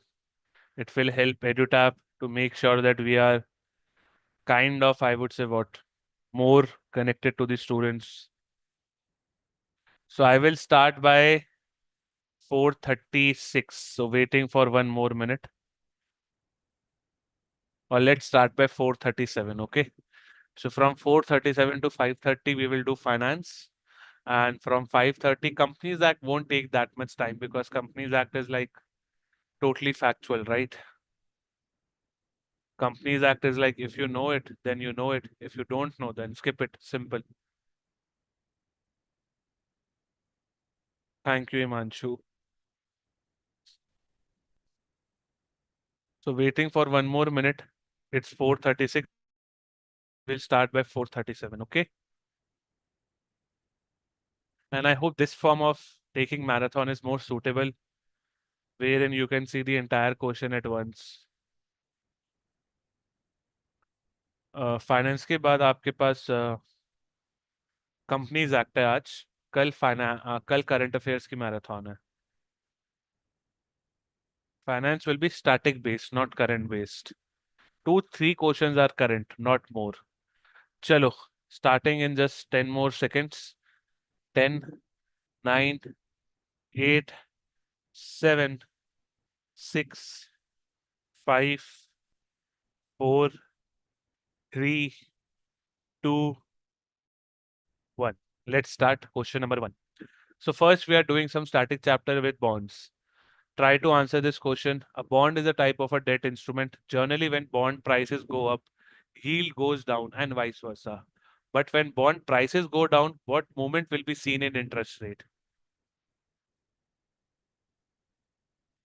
Can you put Companies Act first? Sorry, Ayush, I cannot break the order.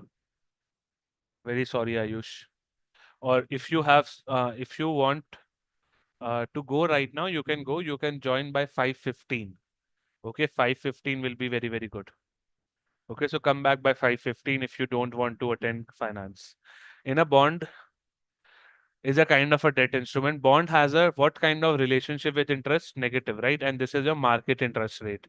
So if bond prices go down, if bond prices go down, then definitely the prices of or the market interest rate will rise because there is a negative relationship between bond prices and interest rate. So answer will be option number D. Good. Moving forward, do remember the prices of the bond. Bond prices are negatively correlated, not positive, negatively correlated to the yields and to the market interest rate. Okay, but yields are positively correlated to market interest rate. This will help you. Now, question number 2. Again, a question on bonds only. Try to answer question number 2 now. Question number 2. Identify the type of bonds where no coupon payments are made, but instead these type of bonds are issued at considerable discount. Now I know we have done this question 10 times in SEBI marathon, SEBI revision session, NPS marathon, NPS revision session. Now we are doing it in PFRDA marathons also. Why? Because this is one of the favorite question of exam conducting authorities to ask. So definitely the answer will be option number E over here because it's a zero coupon bond. Okay, perpetual bonds are those bonds who have maturity not defined. Console bond is just a synonym of perpetual bond. Subordinate and superior bonds are different in the priority of repayment. Subordinate bonds will be paid later. First bond which will be paid is superior bond. Okay, so answer will be option number E. Moving forward to question number 3 now. Blue bonds are financial instruments primarily used. Blue bonds are primarily used for what? Please tell me your answer in the comment box. Blue bonds are primarily used for what?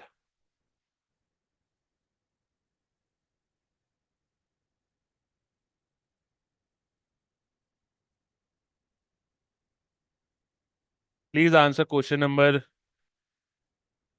5. Sorry.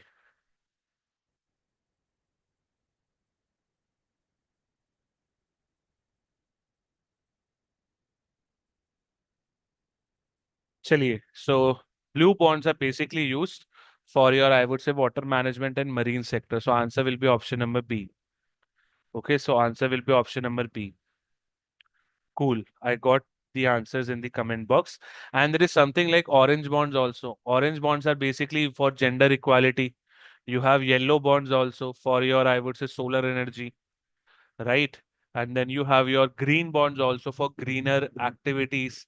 Blue bonds are there for management and marine activities. So answer will be B. Good. Now coming to question number 4. Now coming to question number 4. 4, chalo. A derivative is a risk management tool used commonly in transactions. A derivative will derive its value from a very basic question. This is a fundamental question, and I can give you a surety that such questions will appear in your PFRD paper also. So be ready. Pink bond हो सकता है, but as per the green bond regulations of SEBI, you have green, you have blue, you have yellow, and world famous is orange. अब India में pink bond आप बना सकते हो, but world में फॉलो होगा नहीं होगा, that you have to see. So blue होता है, येलो होता है, ग्रीन होता है, you have your orange also. Okay. Yes, underlying asset. How many categories of underlying asset can we have? How many categories of underlying asset can we have? We generally have four kinds of underlying, right? You have stocks, shares, and equity. You have commodities. You have interest rate and currencies also. So answer will be four. But over here, the answer will be option number C, which is underlying asset. And if I make this statement, if underlying asset prices increases, the value of derivative will fall. Will this be correct or wrong? Will this be correct or wrong? Tell me, if the value of underlying asset increases, the value of derivative will fall. Is this true or is this false? If the value of underlying asset increases, the value of derivative falls. True or false? Now, fall and false are kind of rhyming, so I hope you are able to understand my question. Shrishma is saying wrong.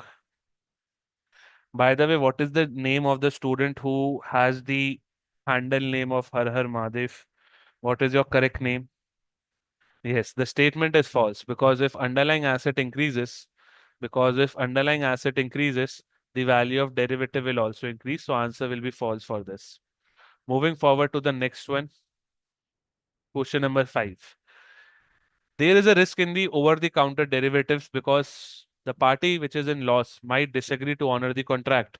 Such type of risk are categorized as what? Market risk, interest rate risk, counterparty risk, legal risk, or compliance risk.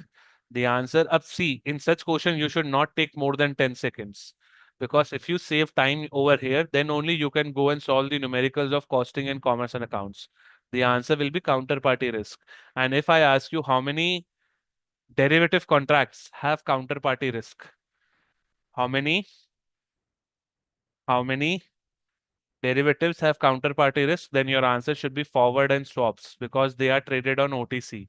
But if you see futures and options, they do have some counterparty risk, but that is very, very low. Okay. Moving forward to the next question. So answer over here is C, which we have discussed. Question number 6 now. Chalo. Identify the individuals who bets on the derivative market based on his or her views. Potential. He is not actually interested in buying and selling the shares, but still carries out the trade for making profit.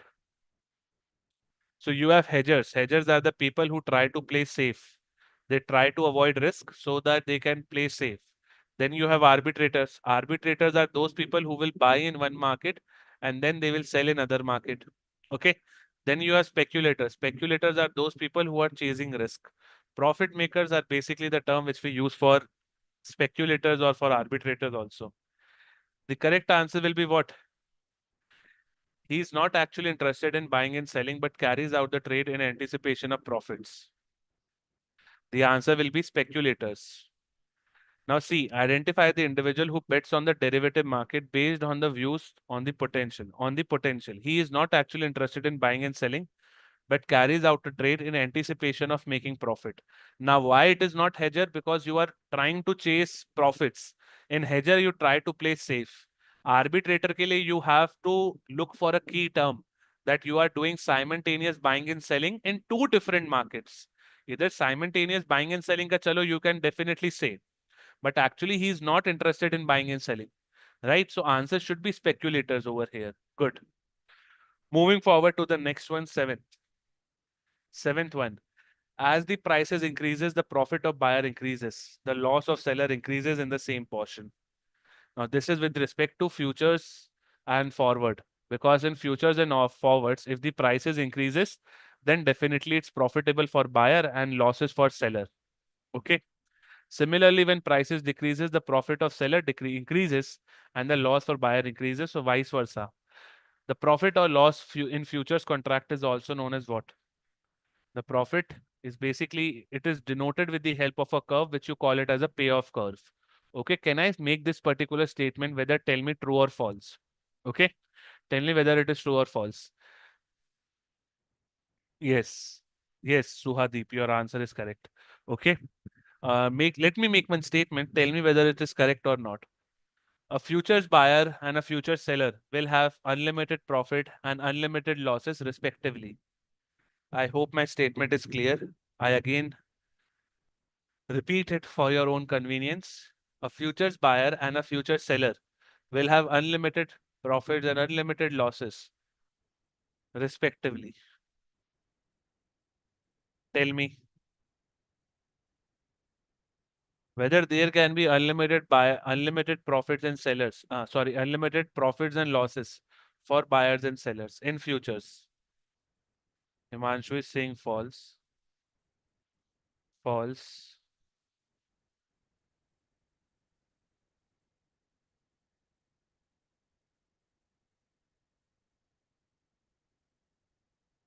Marcus, Halogen, Shishma, Amisha, you are giving different answers. The answer is correct. True. Okay, because see, in futures and forwards, what happens is that you have the scope of unlimited profits and unlimited losses also. Because over here you have a linear payoff curve. The payoff curve is a straight line. So if your current market prices keeps on increasing, the buyer will have keep earning the unlimited potential. But if you see for seller, if the prices keeps on decreasing, the seller can have unlimited losses also. And hypothetically in futures, the prices can go in negative also, hypothetically. Okay. So please understand that the in futures and in forwards, you can have potential of unlimited profits and unlimited losses. But this thing is not true in options, because in options, you don't have a straight line of payoff.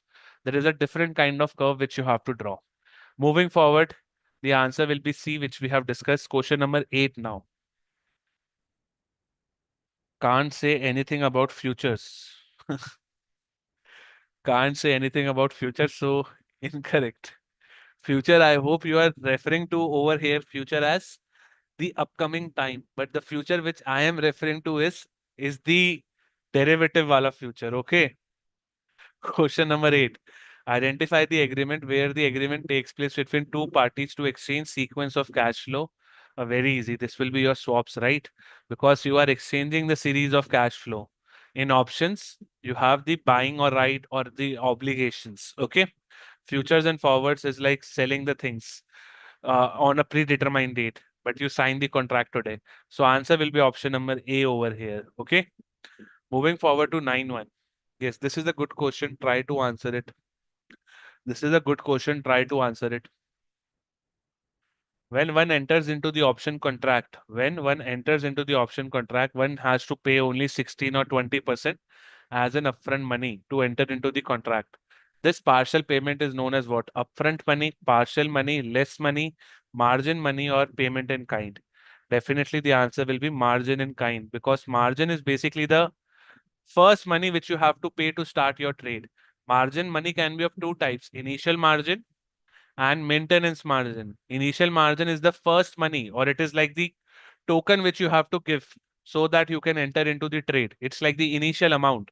Maintenance margin is the minimum amount which you have to keep in your account. And there is one more type of margin: mark to market. Mark to market. This basically margin is that every once the every trading session closes, your daily profits and losses will be adjusted from your trading account. So answer over here will be option number D. Chalo ji. Next question, question number 10. Question number 10. Identify the type of an option contract wherein the option contract gives the owner the right, but not an obligation to sell. Now those who know options, यहीं से question solve हो जाना चाहिए. Identify the type of an option contract where the option contract gives the owner is always the buyer, okay, owner the right, but not an obligation to sell. So if you see right to sell is always given in put option, right to buy is always given in call option. So over here they are talking about selling. So answer will be option number B, double side embedded options. These were just given to confuse you. Right to sell always comes in what? Put option. Right to buy comes in call option. Okay. So let's say that I buy a call option. I am buying a call option. Then I have right to buy. Okay. And I have explained options but beautifully in my all the classes of derivatives. And I hope you agree with that. So answer will be B over here. Moving forward. Question number 11. Question number 11. By the way, anybody who is from the paid courses of EduTap in this particular chat box, depository receipts are the financial institution that represent the shares of a local company but are listed and traded on the stock exchange outside the country. DRs are issued in a foreign currency, usually dollars. But when DRs are listed on the stock exchange in USA, they are known as what? Let's talk about a tariffing country, USA. So DRs which are listed outside USA, they are known as global depository receipts. Okay. The DRs which are listed in America or in USA, they are known as American depository receipts. So your answer over here will be 11D. Okay. IDR is Indian depository receipts. BDR was just given to confuse you. So answer will be ADR, American depository receipts. Moving forward again to one technical term of equities market. In the stock market, identify the kind of specific public offer which is used by companies to provide stability. Stability is provided by one particular facility which we call it as yellow shoe option, green shoe option, stability option, cohesive option or control option. Yes, it will be green shoe option. What is the maximum number of shares which can be issued under green shoe option? And green shoe option should be done in how many days once the listing has happened? So tell me the answers of these two questions, which allow me to take some water break. Green shoe option. In green shoe option, what is the maximum number of shares which I can issue? Moreover, you also have to tell me green shoe option can be used. It can be exercised for how many days after listing?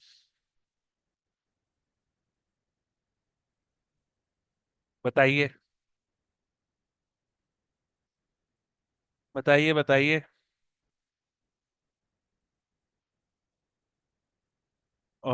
Somebody is saying 5, somebody is saying 15, somebody is saying nothing. What will be your answer? According to the best of my knowledge, you can issue 15% more shares. 15% more, but this is valid only up to 30 days.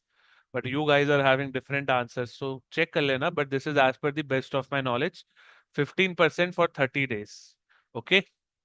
Moving forward to the next one. Yes, I have the answer over here. So yes, I was correct. So I can do my collars up, right?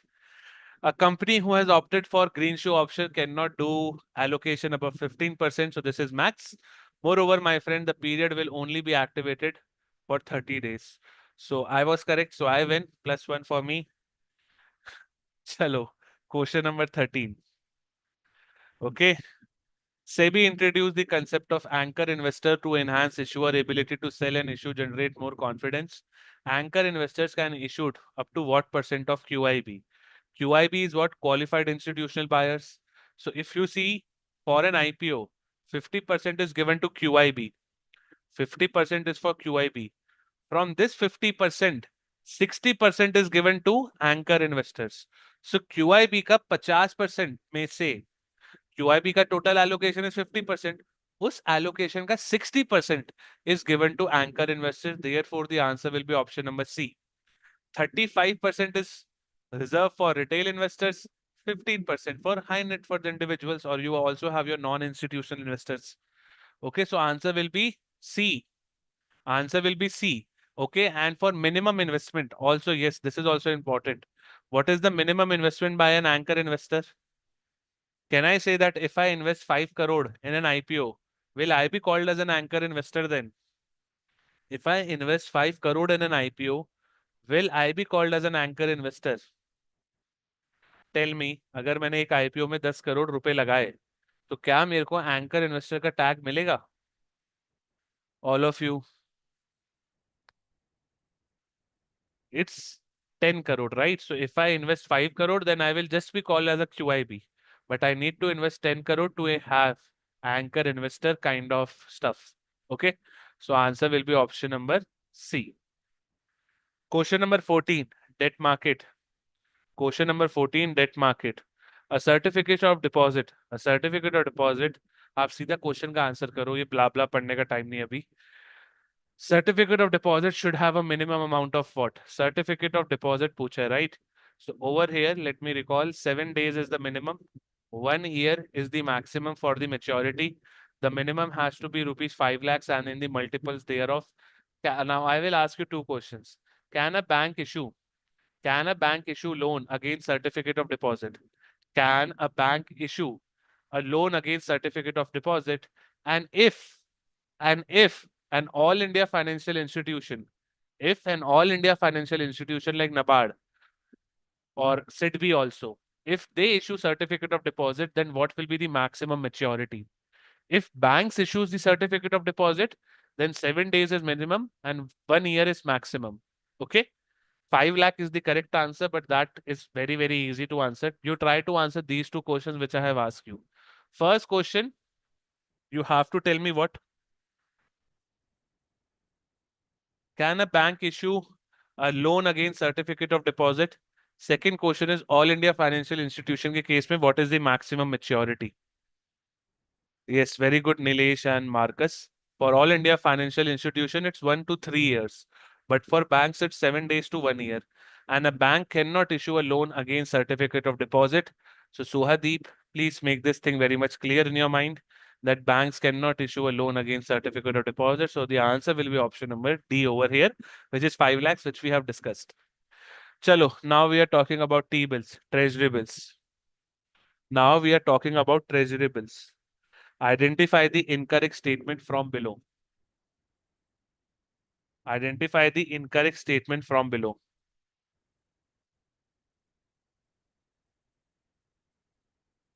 T-bills are a money market instrument offered to finance short-term obligations of Government of India. Yes, they are money market instruments. T-bills are 91, 172 and 364. No, because T1 is 182, not 172. So B is incorrect. C is correct. D is also correct. So answer will be option number B. And if Government of India has to borrow for 31 days, then which particular instrument is good? I hope your answer is CMB, cash management bills. Okay. Chalo. Question number 16. A commercial paper, again, come to the main point. What is the minimum rating required to issue a commercial paper? Now write down the conditions for commercial paper. Commercial paper can be issued by those companies whose turnover is above 100 crores, right? A commercial paper needs to be have a minimum multiples of 5 lakhs and thereon, right? A commercial paper buyback is also possible in 7 days, right? A commercial paper needs to have a minimum credit rating of A3. Therefore, the answer will be option number C over here. Okay, do remember it. And is commercial paper a kind of a, I should say what, like, do you have any assets of the company backing a commercial paper, whether it is secured or unsecured? You only tell me. Is a commercial paper secured instrument or an unsecured instrument? Is a commercial paper a secured instrument or an unsecured instrument? Is a commercial paper secured or an unsecured instrument? You only tell me. Yes, commercial paper is unsecured. So over here, definitely risk is very, very higher. Moving forward, A3, this we have discussed, or yes, 400 crore, 4 crores ko you have to remove now because this amount has been updated. So just remove this particular point. Question number 17. Question number 17. 17 now. As per the SEBI norms, what is the minimum subscription in a public issue of debt securities at a specific percentage of base issue price? So let's say that my debt issue is happening. I am issuing bonds of 100 crores. Okay. Now, what is the minimum amount which should come from the public so that I can move ahead with this particular debt issue? The answer will be 75%. Right? 75 crores तो आना ही चाहिए public की तरफ से. Then only I can say that yes, my debt issue is successful. In the case of equity, what is the minimum limit? In the case of equity, what is the minimum limit? In the case of equity, what is the minimum limit? Yes, very good. 90%. Okay. So equity के case में 90, debt के case में 75. Simple. Okay. Moving forward. Uh, this is the level of phase one, I would say. This question is of level of phase one. What is bearish and bullish? What is bearish and bullish? बताइए.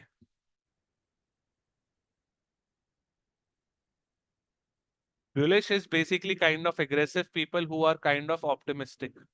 Bearish is kind of those people who are kind of pessimistic and negative. Bullish people think that market will go up. Bearish think that market will go down. So on that note, the answer will be B because expectations that market go up is the point of bullish and bearish is kind of market will go down. Okay. So this is what you all have to remember when it comes to your, I would say, question number 18. Right, my friends? Now let's move forward to question number 19 also, which is again a very good question to answer.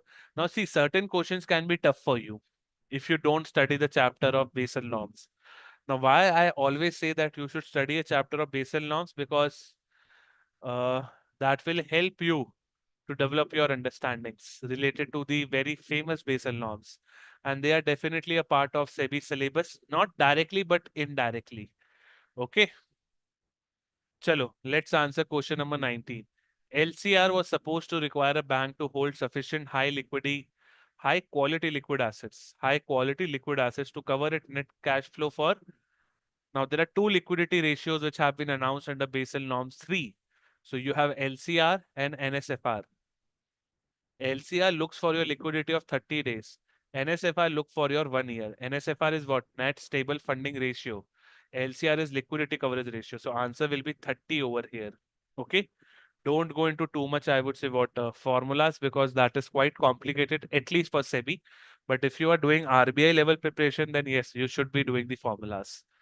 Moving forward to 20 now. Moving forward to 20 now. Identify the situation when an economy, inflation and unemployment both are at high levels, contrary to the conventional belief. Now, it is generally believed that when inflation happens, your unemployment goes down. Your unemployment goes down because people are also employed. Because if inflation is rising, that means that the supplier will have more profits. Once he have more profit, he will start new organizations. In the new organization, new people will come. So employment will increase, right? But if your inflation and unemployment both are rising, that is known as what? Stagflation. A very bad situation to be in. Galloping inflation is what? Galloping inflation is that your inflation is running very fast. Okay, slow inflation does not make any sense. This is not even a term. Yes, you have a term of creeping inflation. Creeping inflation means what? That inflation is rising by 1%, 2%, something like that. Bottleneck inflation is that particular inflation wherein your supply side has totally collapsed. So you don't have any supply. Skew inflation is that particular inflation wherein you see the inflation in some products but not in entire market. For example, if the prices of biscuits are rising, but the prices of shampoos are still stable. Okay, so skew inflation is seen in some products. Tell me the name of that particular concept which is opposite of inflation. What will be the opposite of inflation? Disinflation or de-inflation or deflation, I mean. Disinflation or deflation? Tell me. Yes, then your answer will be deflation. Deflation is basically opposite of inflation. The prices are reducing in deflation. And what is disinflation? Inflation is still happening, but at a smaller pace. So the rate of inflation has decreased under disinflation. Okay, moving forward, stagflation is the correct answer. Now, Finance Commission is directly in your syllabus as well. So who is appointed as the chairman of 16th Finance Commission? Who is appointed as the chairman of 16th Finance Commission? Who is appointed as the chairman of 16th Finance Commission. I need your answers in the comment box. Yes, it's, I would say what? The full list was out by Niti Aayog. If you see, the list is on your screen as well. And Arvind Paragya, that has been a very, very famous name when it comes to your, I would say, 16th Finance Commission. One question I'm taking from crowdfunding as well. Chalo. One question I'm taking from crowdfunding. Identify the type of crowdfunding where the entrepreneurs pre-sell a product or a service to launch a business concept without incurring debt or sacrificing shares. This kind of funding is used when a project has a long gestation period. So over here, you are not issuing debt, you are not issuing shares also. What type of crowdfunding this is known as? Research equity. See, once you are sharing shares, then it's equity. Once you are sharing debt, then it's your debt. Gains is not even a word. Research या reward हो सकता है. What will be your answer? What will be your answer then? Yes, it will be reward if I'm not wrong. It will be reward crowdfunding. Now, why it is known as reward crowdfunding? Because you have a long gestation period. Now, if your, I would say what, if your project is successful in this long gestation period, then you will give your rewards. You will give rewards to your people who have given you the money. Okay. But if your project is not successful, then definitely these rewards will not be there. Research crowdfunding was not the correct answer. It's your option number E, which is your reward crowdfunding. Chaliye ji. Next, question number 23. This is a PYQ of SEBI Phase 1 2020. Now try to answer question number 23. Which type of tax is handled by CBDT? CBDT is your Central Board of Direct Taxes. CBDT is your Central Board of Direct Taxes. So tell me which type of tax is handled by CBDT? Which type of task? It's a definite answer, direct tax. Now see, in phase one, you will expect certain lollipops. So save your time over here and invest your time in commerce and accounts, auditing, because over there you can find a numerical also. So which type of task is handled by CBDT? It's direct. Indirect is handled by Central Board of Indirect Taxes and Custom. Okay, so CBDT handles the, I would say what? CBDT handles your direct taxes, and Central Board of Indirect Taxes and Customs is for your indirect taxes. And yes, these current changements can change. So you have to do some Google and have to search for the, I would say what, current chairmans also. GSTN. GST is also there in your syllabus. So Goods Services Network. And yes, GST is again making news. I hope you remember the two rates which are now coming up. By the time of September, by the time of Diwali, rather, you can see new rates of GST. So GSTIN is allocated on which particular basis? Passport, Aadhaar, driving license, or PAN.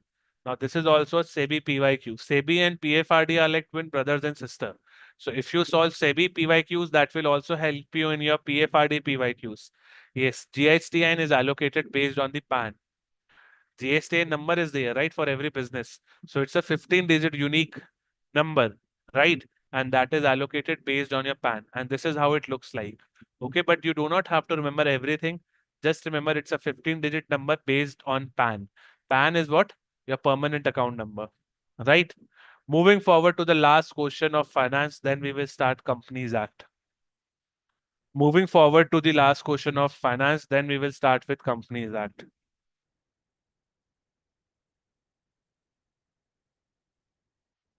Companies Act is about to start. Tell me what will be the answer for question number 25.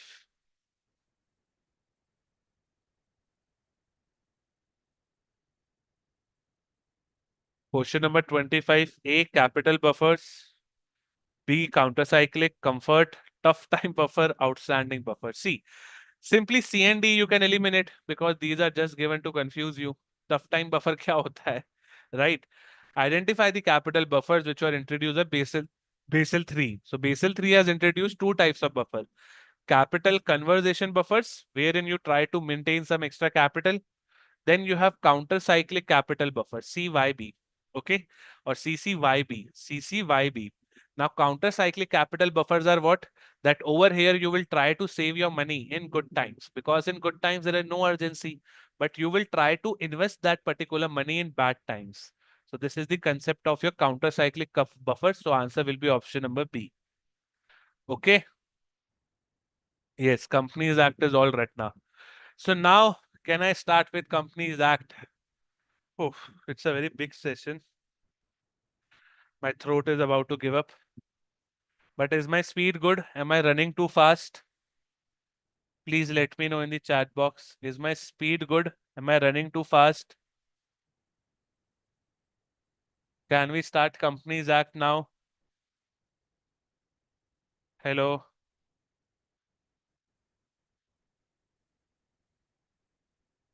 All of you.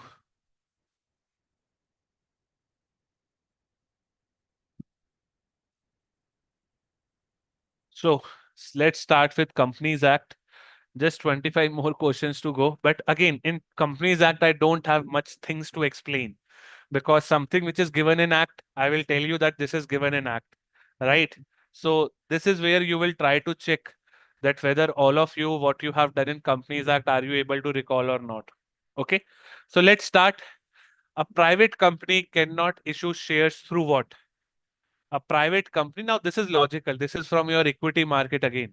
A private company cannot issue rights, bonus, public offer, private placement, or none of the above. What will be your answer?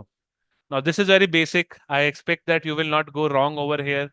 A private company can do rights, they can do bonus also, but can they do public offer? If they do public offer, then they will be turned into a public company. So your answers will be option number C only. Your answer will be option number C. And if you see the relevant section for this, if you see the relevant section is your section number 23 of public offer, right? And we have given certain points which will help you to revise important section. A public company may issue securities through public offer, private placement, right issue, and bonus. But this is public. Our question was of regarding private. A private company can do private placement and rights issue and bonus issue also. Tell me, in a year, private placement can be done to at most what number of people? Like maximum मैं कितने private placements में shares issue कर सकता हूँ या कितने लोगों को कर सकता हूँ? My question is very, very clear. To how many entities I can issue the shares under private placement? Options are 10, 20, 100, 200, or 5,000. 10, 20, 100, 200, and 5,000. Yes, the correct answer will be 200. So very good, Amisha, Marcus, Mayank, and Shrishma. And this is the explanation. Public company can do public, private, rights issue also. Private can only do rights and bonus and private placement. Next question. Question number 2. HDFC Bank has issued public shares, but it's a private company. Why? Tell me how you are saying that it's a private company. HDFC Bank shares are available on the stock market, if I'm not wrong. And if you see ownership, yes, ownership, you can say that maximum of the people in HDFC are private sector. So then you can say it's a private sector company. But if you see HDFC has gone public many years back. Question number 2. For dash companies matter relating to issue and transfer of securities shall be administered by SEBI. So if you have SEBI, can you have unlisted companies? No. So listed companies intended to get listed. For example, this company of boat, like the boat earphones, right? You would have seen this Aman kind of person. So they have recently filed in secret IPO with the SEBI. So companies who are intended to get themselves listed, and the listed companies will definitely take their matters with SEBI. So the answer will be option number D, right? And the section which talks about this is section number 24 of your Companies Act. Power to SEBI to issue to regulate issue and transfer of securities. This section provides the power to SEBI to regulate issue and transfer of securities. Same stuff, right? For listed companies and the companies intended to get listed themselves. Matters related to issue and transfer of securities, non-payment of dividend is administered by SEBI. So simple, जिस company ने list कर लिया है, for example like Reliance, and जिस company को list होना है, for example Oyo is also about to get listed, right? So these kinds of company will definitely have their matters with SEBI. Unlisted will definitely not be available. Unlisted, like for example, we have like my journal kirana wala store. That will not go to SEBI, right? Because that is not listed. Chalo, this is the kind of a factual question. So in factual question, either you know the answer or either you don't know. When a company is issuing securities through issuing house, the document issued by issuing house shall be deemed to be a prospectus of the company only if the issuing house allots or offers to allot securities within dash date of agreement within the main company. The question is saying if a company is issuing securities through issuing house, the document issued by the issuing house will be deemed to be as prospectus of a company only if the issuing house allots or offers securities within dash day of agreements of the main company. Third D, many of you have given D. Yes, it's 6 months. So if you know it, very good. Now, if you know conditions of document to be called as deemed prospectus, issuing house allots or offers within 6 months. This is as per section 25 of Companies Act, right? So the answer was 6 months only. So certain facts-based question can come that I would say certain facts can be taken out from any section of the Companies Act and they will ask you the question. Okay. And yes, this explanation I have given so that you can revise once you get the PDF. Next question. This is easy. You can answer this. This is easy. If you have answered the previous one, which I was not expecting, frankly. So this one you can answer. No prospectus shall be valid if it is issued for more than dash days after the date on which copy thereof is delivered to the registrar. No prospectus shall be valid if it is issued more than dash days after the date on which a copy thereof is delivered to the registrar. What will be the answer? Good. Till now, your performance in Companies Act is good. 4 questions till now, and everybody is kind of giving the same answer. And yes, the answer will be option number C. Tell me which section deals with it. Which section deals with this particular question? I will try to make somewhat difficult. Which section deals with this particular question? No prospectus shall be valid if it is issued for more than 90 days after the date on which a copy thereof is delivered to the registrar. So if you have given the copy to the registrar, after 90 days, it will never be considered as valid. Which section? Amisha is saying section 26. Ayush is saying 26, 27. Kanchi is saying 26. Right. So the answer over here is definitely 26, which says that matters related to prospectus. No prospectus shall be valid if it is issued for more than 90 days after the date on which copy is delivered through the registrar. If a prospectus is issued in contravention of provision of this section, then definitely company is punishable. And you need to remember these different, I would say again, figures also, that what can be the fine. Okay. With minimum fine of 50,000 rupees, maximum 3 lakh. Okay. Moving forward, section number 26, very done. Very good, all of you. You have given the right answer. The grievances related to the dematerialization of security by unlisted public companies shall be submitted to whom?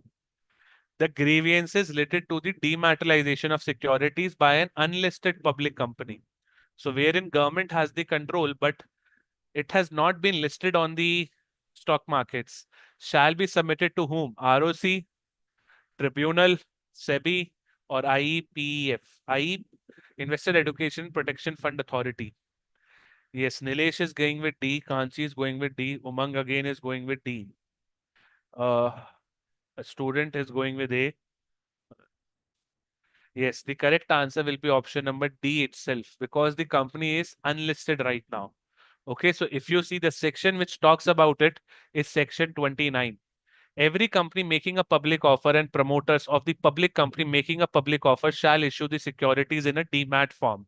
Demat is what? Electronic form. Every unlisted company, if you see, shall issue the security only in the demat form. And that facilitates dematerialization of securities. The grievances of security holders for unlisted companies will be handled by whom? It will be filled before Investor Education and Protection Fund. Okay. So this is what you have to remember. Moving forward, this is section 29, by the way. Right? Moving forward to next question, which is question number 6. Which is question number 6. Now you can see the participation in the marathon has fallen by almost like a huge magnitude. Why? Because people don't remember the facts and certain stuffs. Okay. And yes, if you once you get the PDF, try to read that what is happening with the listed company also. Okay, so that you can revise important sections. Every listed company shall submit form PAS6 to the registrar within dash days to duly certified by a company secretary in practice or CA in practice. Every unlisted company shall submit form PAS6 to the registrar with dash duly certified by company secretary in practice or chartered accountant in practice. Yes, the correct answer will be option number B, 60 days.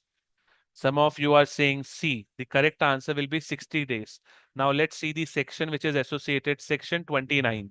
Right, section 29 talks about it. And if you see, every unlisted company shall submit form PA6 to the registrar within 60 days. Right? So therefore the answer is about 60 days only. Okay, option number B. And which section talks about it? Section 29.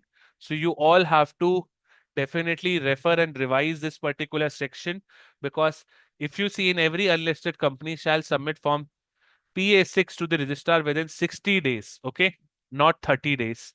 Let's move ahead to the question number 7. This is also very, very easy. Now in phase 1, you can get certain easy questions, right? Which prospectus is an incomplete? The answer will be what? The answer will be what? Which prospectus is incomplete? Incomplete, why? Because that particular prospectus does not have the quantity of total number of shares to be issued, because that will be given in your final prospectus, and it does not also has the price. So because of these two things which are not present in that particular prospectus, we call it as incomplete. The answer will be option number D, right? Red herring prospectus. So certain questions will be fact based, certain questions will be your theoretical base again, right? And yes, section 32 of red herring prospectus, please remember it should be filed at least 3 days to the prior of opening subscription list. This is also very, very important for all of you. Okay. Moving forward to question number 8. Moving forward to question number 8. Shelf prospectus. Shelf is like you have multiple issues. So to make sure that you do not have a prospectus every time, so you have a kind of a shelf prospectus, right? Which you can reuse. Shelf prospectus shall be valid for maximum. This is also easy if you know the answer. 8D, yes, very good. Shelf prospectus is valid for 1 year. Do remember it. Section number 31 talks about it. Shelf prospectus shall be validated for maximum 1 year. Uh, and remember, this is maximum, not minimum. Okay, section 31. Moving forward to the next question. Yes, and yes, once the class is over, once you get the PDF tomorrow, revise these different other points also which are given in the PDF which you will get. Next question, question number 9. The amount payable on the application on every security should not be less than what percent? This even I know. 2.5, 5, 7.5, and 10. So let's say that you do your share allotment, but what price should come? The amount payable on application. Application pay, what amount shall be there, which is not less than as in like minimum of the nominal amount. Nominal amount is what? Your face value of the securities as per the Companies Act. Yes, very good. 5% will be the correct answer, which is option number B. Good. And mentioned under section 39. If you read with me, the minimum subscription in the case of equity share capital is 90%. This is again the same thing, right? Which we have discussed. Debt ke liye 75, equity ke liye 90%. The amount payable on application for every security shall not be less than 5%. This is all what you have to remember. Plus further points are there which you can revise once you get this particular PDF. This is section number 39, by the way. Okay. Moving forward to the next question. Till now you are doing good. Only one question has been wrong. That was related to one of the sections which we have discussed before. Whenever a company makes allotment of securities, it shall file with registrar a return on allotment within dash dash in form dash.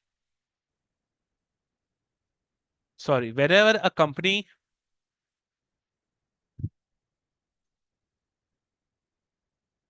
Whenever a company makes an allotment of securities, it shall file with the registrar in a return of allotment within 30 days in form. Yes, if you see, the correct answer will be PAS 6. Sorry, PAS 3, not 6. My bad. It will be PAS 3. And which section talks about it? Again, section 39.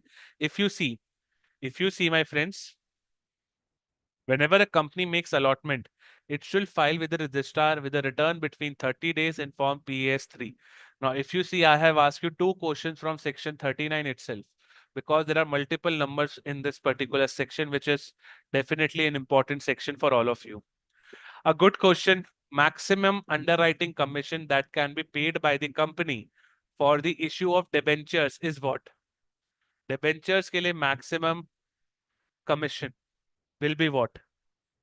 What will be the maximum commission in the case of debentures?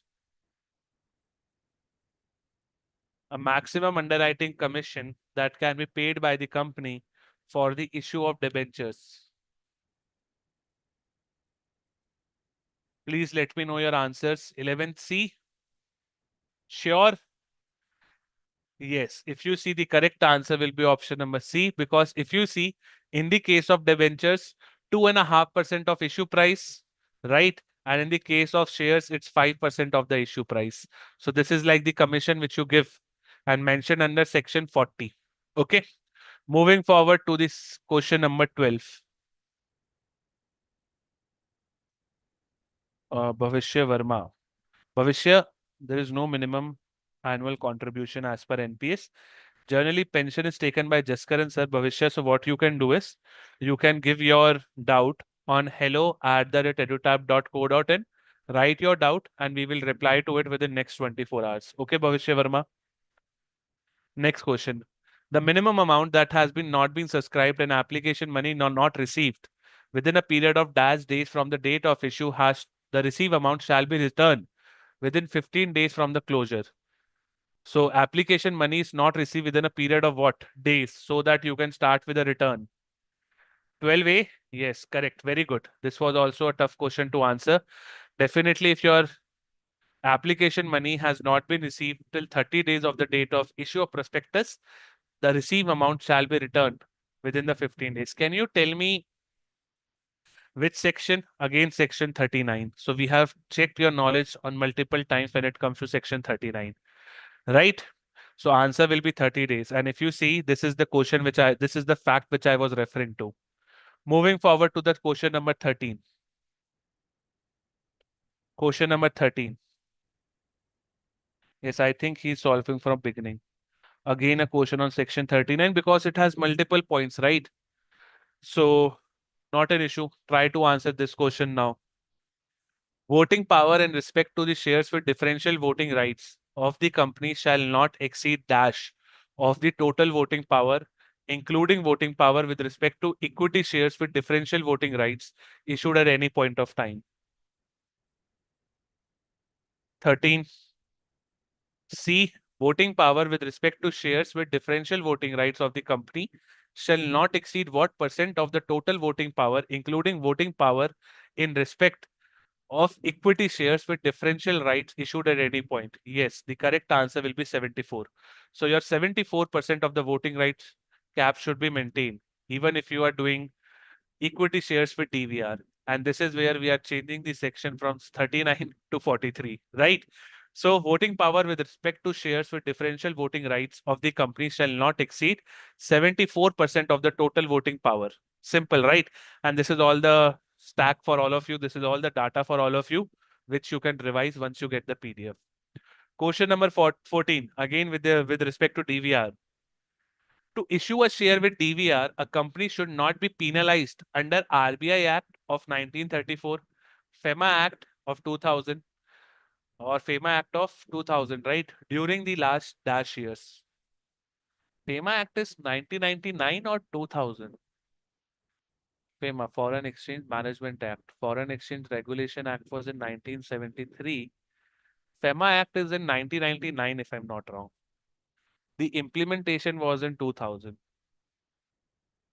Yes, to issue the shares with DVR, a company should not be penalized under RBI Act and under FEMA Act during the last 3 years. And if you see again, a company may issue the shares, this we have discussed, for a period of 5 years. In last 3 years, it should not have done any kind of what? It should have not done any kind of offense, which are mentioned under different acts. Okay. Yes, FEMA Act is 1999 only. I got FEMA implementation happened from 2000. So some people get confused, but not an issue. In disputed cases for how many years the records of share certificates will be maintained. Focus on this particular word, disputed cases, my friend. In disputed cases, is there any limit or is there any no limit? In disputed cases, is there any limit or no? Please give me the answer for question number 15. Question number 15. Question number 15.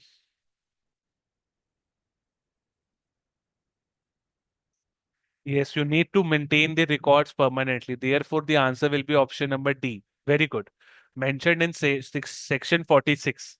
Fees for duplicate share is also important. ये याद रखना है. Maximum 50 per share.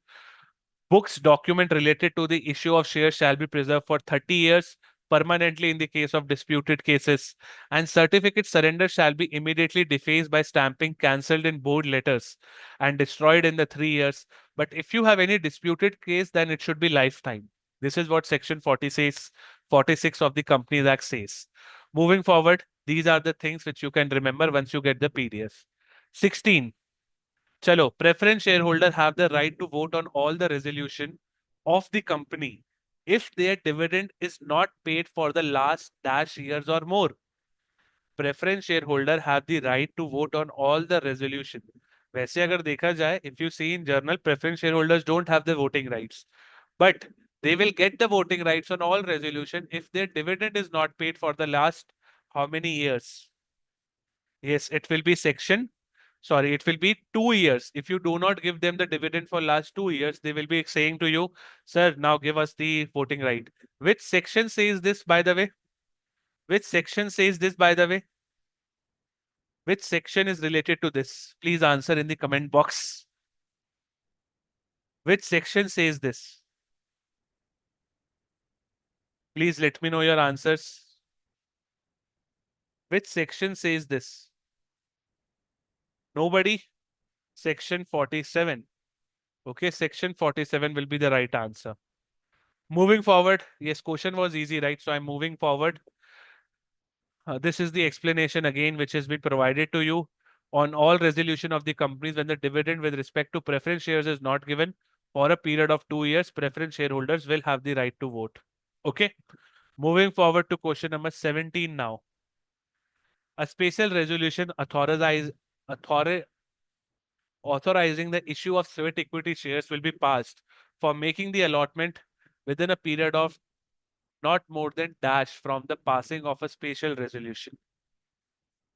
A special resolution authorizing the issue of sweat equity shares will be valid for making the allotment within a period of not more than dash from the date of passing the special resolution. 17th, I'm looking the answers for 17.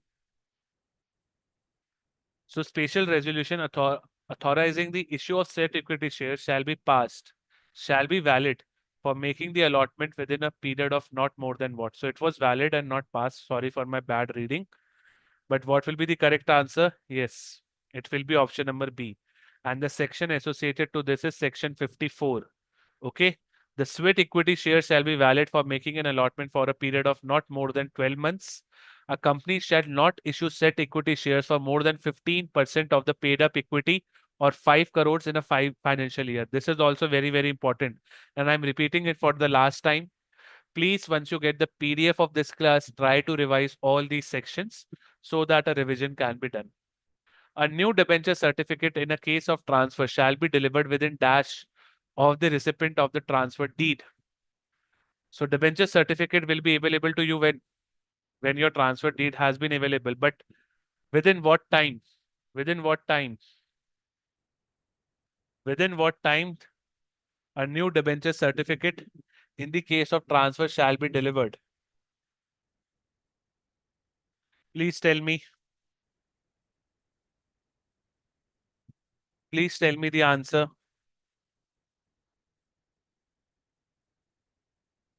Please tell me the answer.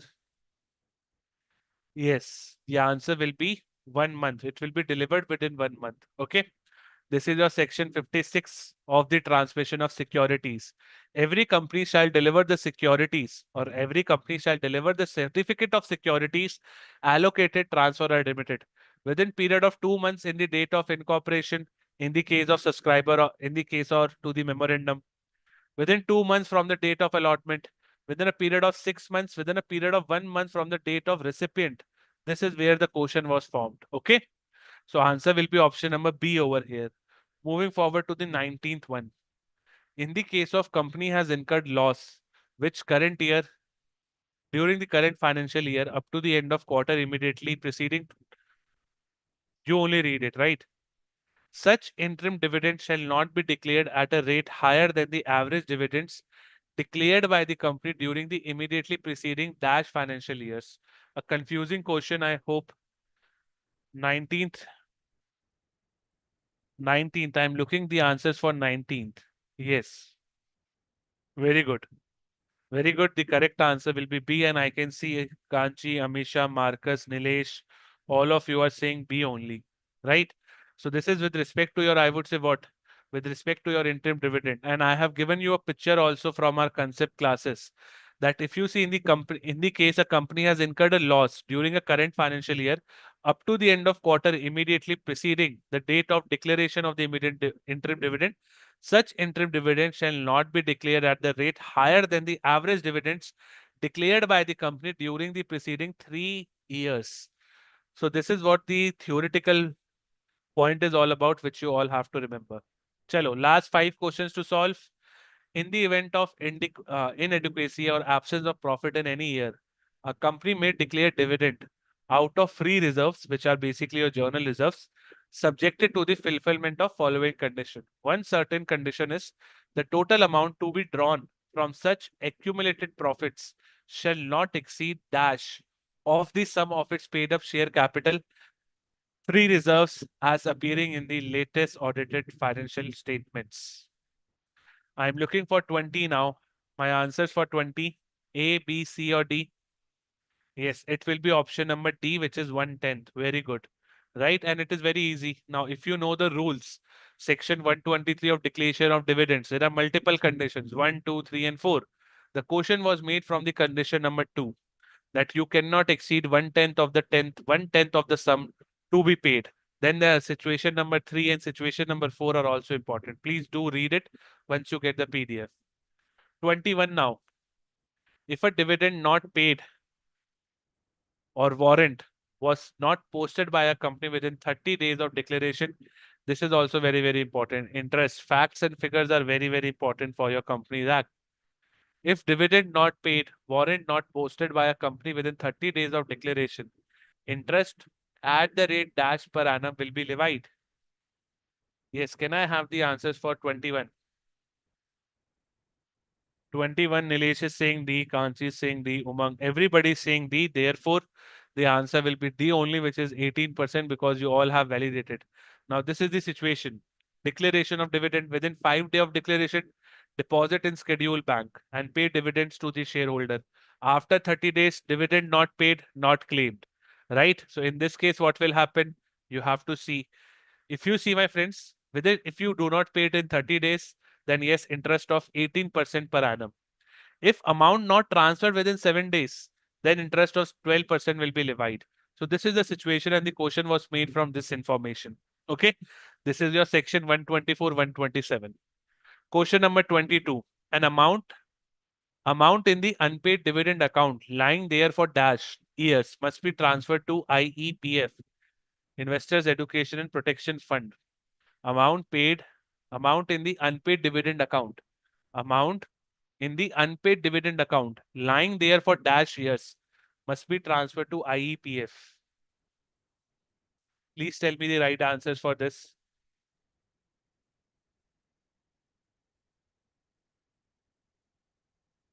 Yes, very good. If your unpaid dividend is lying for up to 7 years, that it will be transferred to your Investor Education and Protection Fund, right?